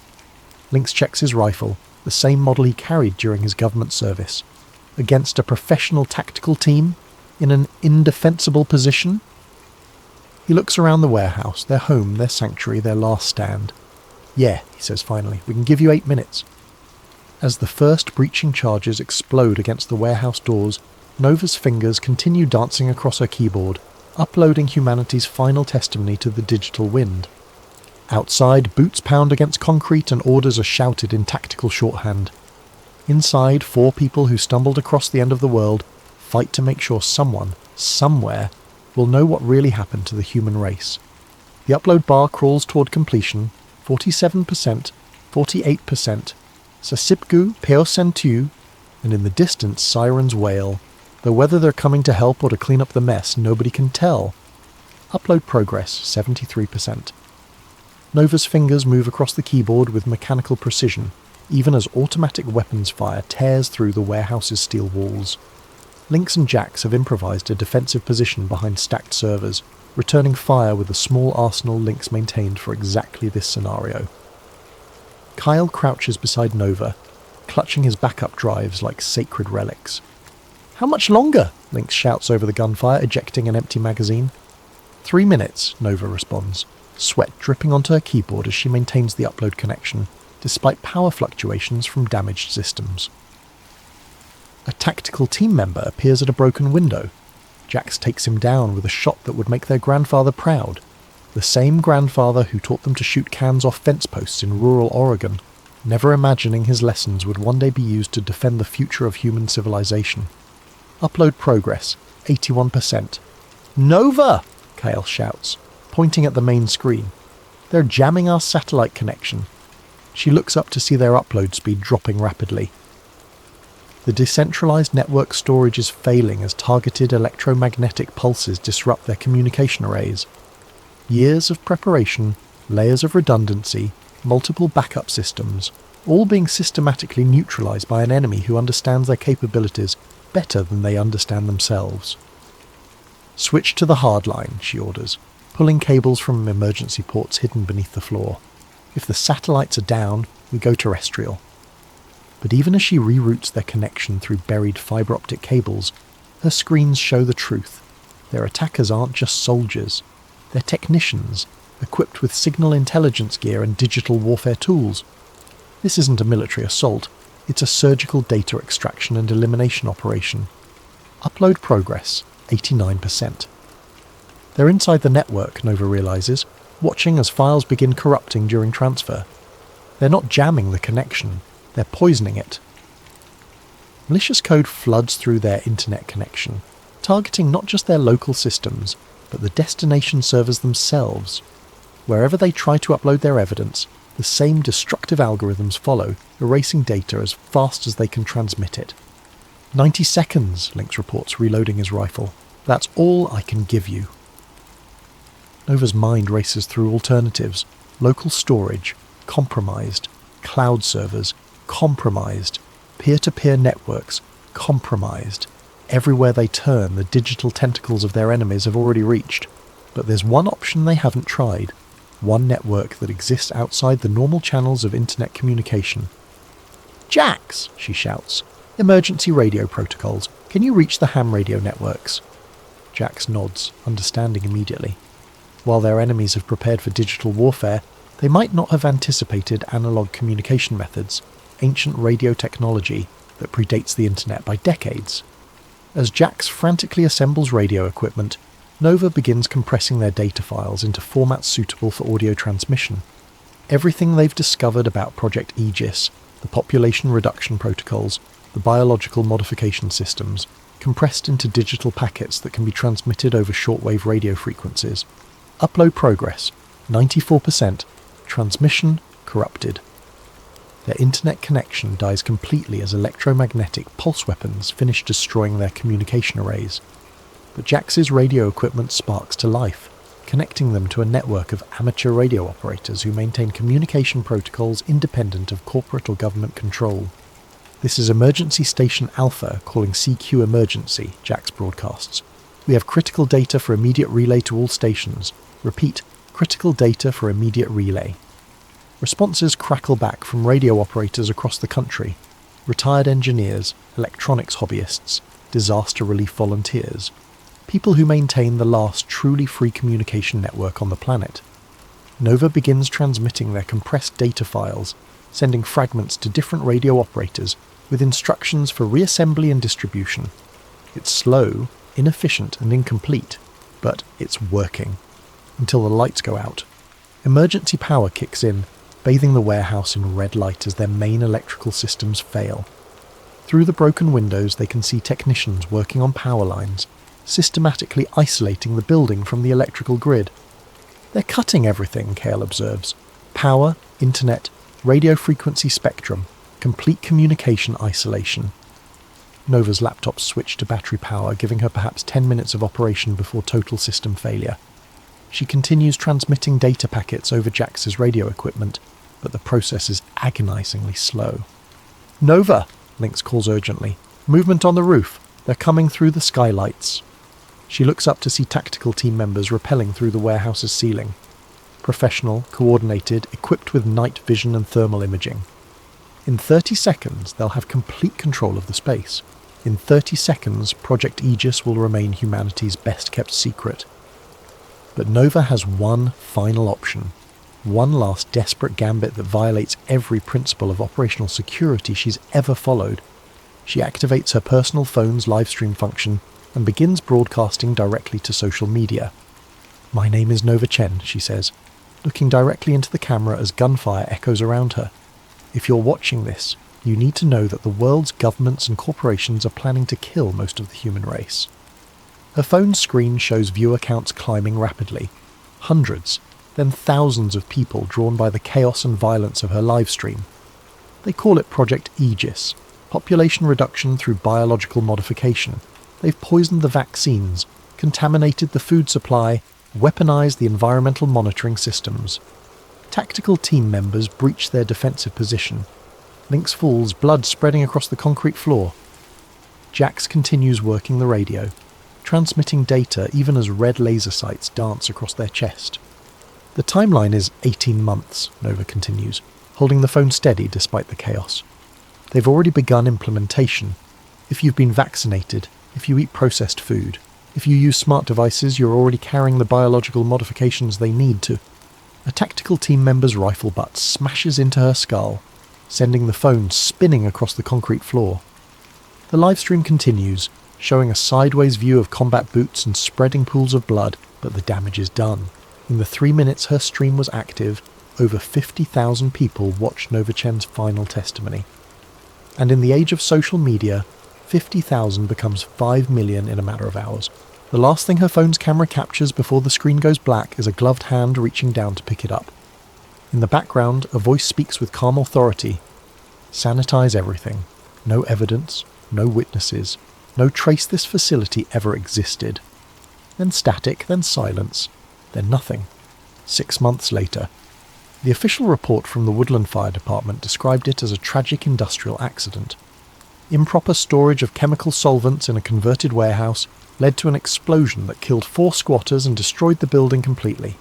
Local news covered it for exactly 1 day before moving on to more compelling stories. The livestream that briefly appeared on various social media platforms was quickly removed for violating community guidelines against violent content and misinformation. Users who tried to share or discuss it found their accounts suspended or shadow banned. Within a week it had been scrubbed from mainstream platforms entirely. But the internet remembers everything, especially the things someone desperately wants forgotten. On encrypted message boards and dark web forums, fragments of Nova's final broadcast circulate like digital samizdat. Grainy screenshots, audio clips, transcribed quotes passed from user to user through carefully maintained networks of paranoid technologists and dedicated conspiracy researchers. Truthseeker 2030 posts on an anonymous forum. Anyone else remember that warehouse livestream from 6 months ago? The girl talking about Project Aegis? Can't find it anywhere now, but I swear I downloaded a copy. Digital Ghost responds. Had the same video. File corrupted when I tried to open it last week. All my Aegis research just disappeared, like it was never there. Red Pill Reality chimes in. Same here. But I remember what she said. Population reduction, biological modifications, food supply contamination, 18 months. We're down to 12 months now. The conversations multiply across platforms that exist in the shadows of the normal internet. Ham radio operators share fragments of the data Jax transmitted in those final minutes. Academic researchers quietly compare notes about unusual patterns in pharmaceutical trials and agricultural modifications. Environmental scientists notice anomalies that match the warnings from a warehouse that officially never existed. Dr. Sarah Martinez, epidemiologist at UC Davis, publishes a paper about unexplained fertility decline in rural agricultural communities. She doesn't mention Project Aegis directly, but her data matches the patterns Nova's team identified with unsettling accuracy. Professor David Kim at MIT releases research about novel proteins found in certain vaccine batches, proteins with no apparent therapeutic function. His funding gets cut 3 weeks later, and his department chair suggests he focus on less controversial research topics. Environmental journalist Lisa Chen, no relation to Nova despite the shared surname, investigates reports of unusual biometric surveillance equipment appearing in remote areas. Her article gets killed by her editor, who explains that the magazine's parent company has concerns about unfounded conspiracy theories. But each cancelled publication, each suppressed research project, each deleted social media post creates a new data point in a pattern that becomes hard to ignore. The truth spreads like a virus through the digital underground. 12 months later, Maya Patel is 17 years old and has never heard of Nova Chen, Lynx Rodriguez, Jax Morrison, or Professor Kale. She lives in a small village in rural India, where internet access is limited, and social media is considered a luxury for urban elites. But Maya is smart, curious, and has access to her school's computer lab 3 days a week. She spends her time learning about environmental science, genetic engineering, and the intersection of technology and biology. Her dream is to study at a Western university and help solve the world's agricultural challenges. It's during one of these computer lab sessions that she finds the flash drive. buried in a box of discarded electronics donated to the school, wrapped in plastic and electrical tape like someone tried very hard to preserve it. The label, written in faded ink, reads, Population Zero Proof.Vault. Maya plugs it into the computer, expecting maybe some students' old homework or family photos. Instead, she finds 847 gigabytes of encrypted data files, research documents, intercepted communications, and video recordings. She finds genetic modification protocols, pharmaceutical patents, agricultural contamination systems, and psychological warfare strategies. She finds the complete archive of everything Nova Chen's team discovered about Project Aegis. The encryption is military grade, but Maya is patient and clever. She spends 3 weeks cracking the access codes, working during lunch breaks and staying after school until the janitor kicks her out. When she finally opens the files, she spends another week just trying to understand what she's looking at. Population reduction through coordinated biological intervention. Genetic modification systems activated by environmental triggers. Food chain contamination designed to cause sterility and immune system failure. Psychological warfare campaigns to normalize extinction and reduce resistance to authority. A timeline that originally targeted 2030, but has been accelerated to 2027. Maya realizes she's looking at the blueprint for humanity's planned extinction, and according to the timestamps on the most recent files, the final phase is scheduled to begin in 6 months. She copies everything to multiple storage devices and begins the careful process of verification, cross-referencing patent filings, pharmaceutical research, agricultural modifications, environmental monitoring data.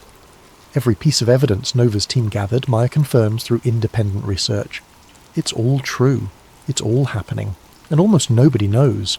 But Maya Patel is 17 years old, raised in a culture that reveres education and truth-telling above personal safety. She doesn't consider keeping the information secret. She doesn't wonder if she might be wrong. She doesn't worry about the consequences of speaking truth to power. She uploads everything to every platform she can access. WikiLeaks, anonymous file-sharing networks, academic databases, social media platforms, government transparency websites, journalist tip lines, activist organizations, environmental groups, medical research communities. She translates key documents into 17 languages and distributes them through international networks. She creates simplified summaries for non-technical audiences and detailed analyses for subject matter experts. She floods the internet with the truth about Project Aegis, and this time it's too late to stop the signal. Within hours, Maya's uploads are being downloaded thousands of times. Within days, the downloads become millions. Major news outlets pick up the story. Government officials demand investigations. International health organizations call emergency sessions. The carefully orchestrated plan to reduce human population through biological warfare becomes the most documented conspiracy in human history. Dr. Harrison Vale attempts to discredit the documents as sophisticated forgeries. The WHO director claims the communications were taken out of context. Government officials deny any knowledge of population reduction protocols. But the evidence is overwhelming, the documentation is comprehensive, and the verification is independent. Too many researchers, in too many countries, using too many different methodologies, all reach the same conclusion. Project Aegis is real, it's operational, and it's working. Global fertility rates have dropped 34% over the past 3 years. Autoimmune disorders have increased 78% in demographics that received certain vaccine formulations. Agricultural workers in modified crop regions show genetic markers consistent with engineered biological agents. Psychological depression and suicide rates have reached historic highs in precisely the age groups targeted by media manipulation campaigns. The population reduction protocol isn't a future threat. It's already killed millions of people. 18 months after the warehouse, Maya Patel stands before the International Criminal Court in The Hague, testifying about the greatest crime in human history. Behind her sits a display showing population statistics, fertility decline curves, mortality data, and genetic modification evidence. She holds up a small flash drive, the same one she found in a box of discarded electronics in her school's computer lab. This device, she tells the court, contains the complete records of Project Aegis, compiled by 4 researchers who died trying to warn the world about what was being done to us. She sets the drive on the witness stand. Nova Chen was 26 years old when she was murdered for discovering that our governments and corporations had poisoned the human race. Lynx Rodriguez was 32 when he died, defending her right to tell the truth. Jax Morrison was 21 when they gave their life to upload this evidence to radio networks around the world. Professor Kale was 58 when he was killed for asking the wrong questions about biological modification research. Maya looks directly at the defendants, pharmaceutical executives, government officials, and corporate leaders who sit in chains behind bulletproof glass. They died so that we could live. They died so that humanity would know what was done to us. They died so that the people responsible for the greatest genocide in history would be held accountable. She picks up the flash drive again. Their names were Nova, Lynx, Jax, and Kyle. They saved our species, and they want you to remember that the truth is always worth fighting for, no matter how powerful the people who want to hide it. The courtroom falls silent as Maya's testimony ends. In the gallery, family members of victims weep quietly.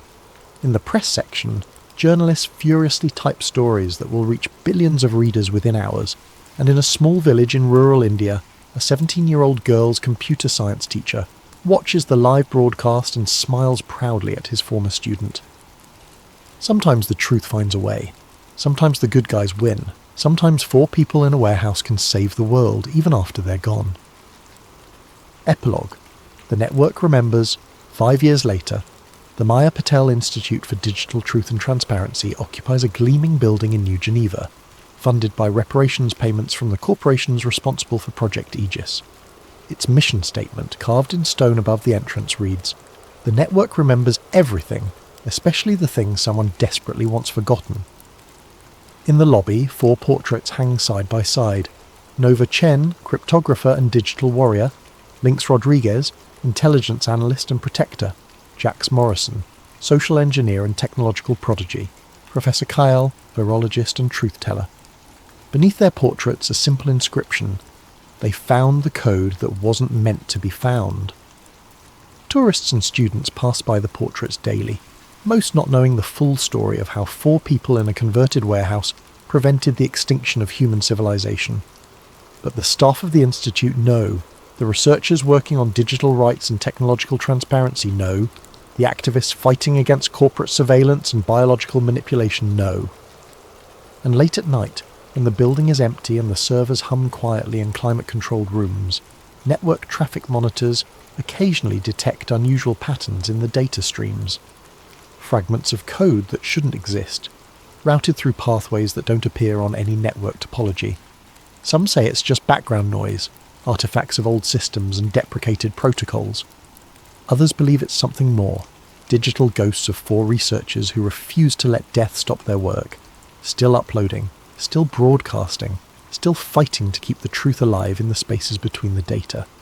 The network remembers everything, and sometimes, late at night in the digital underground, the network remembers back.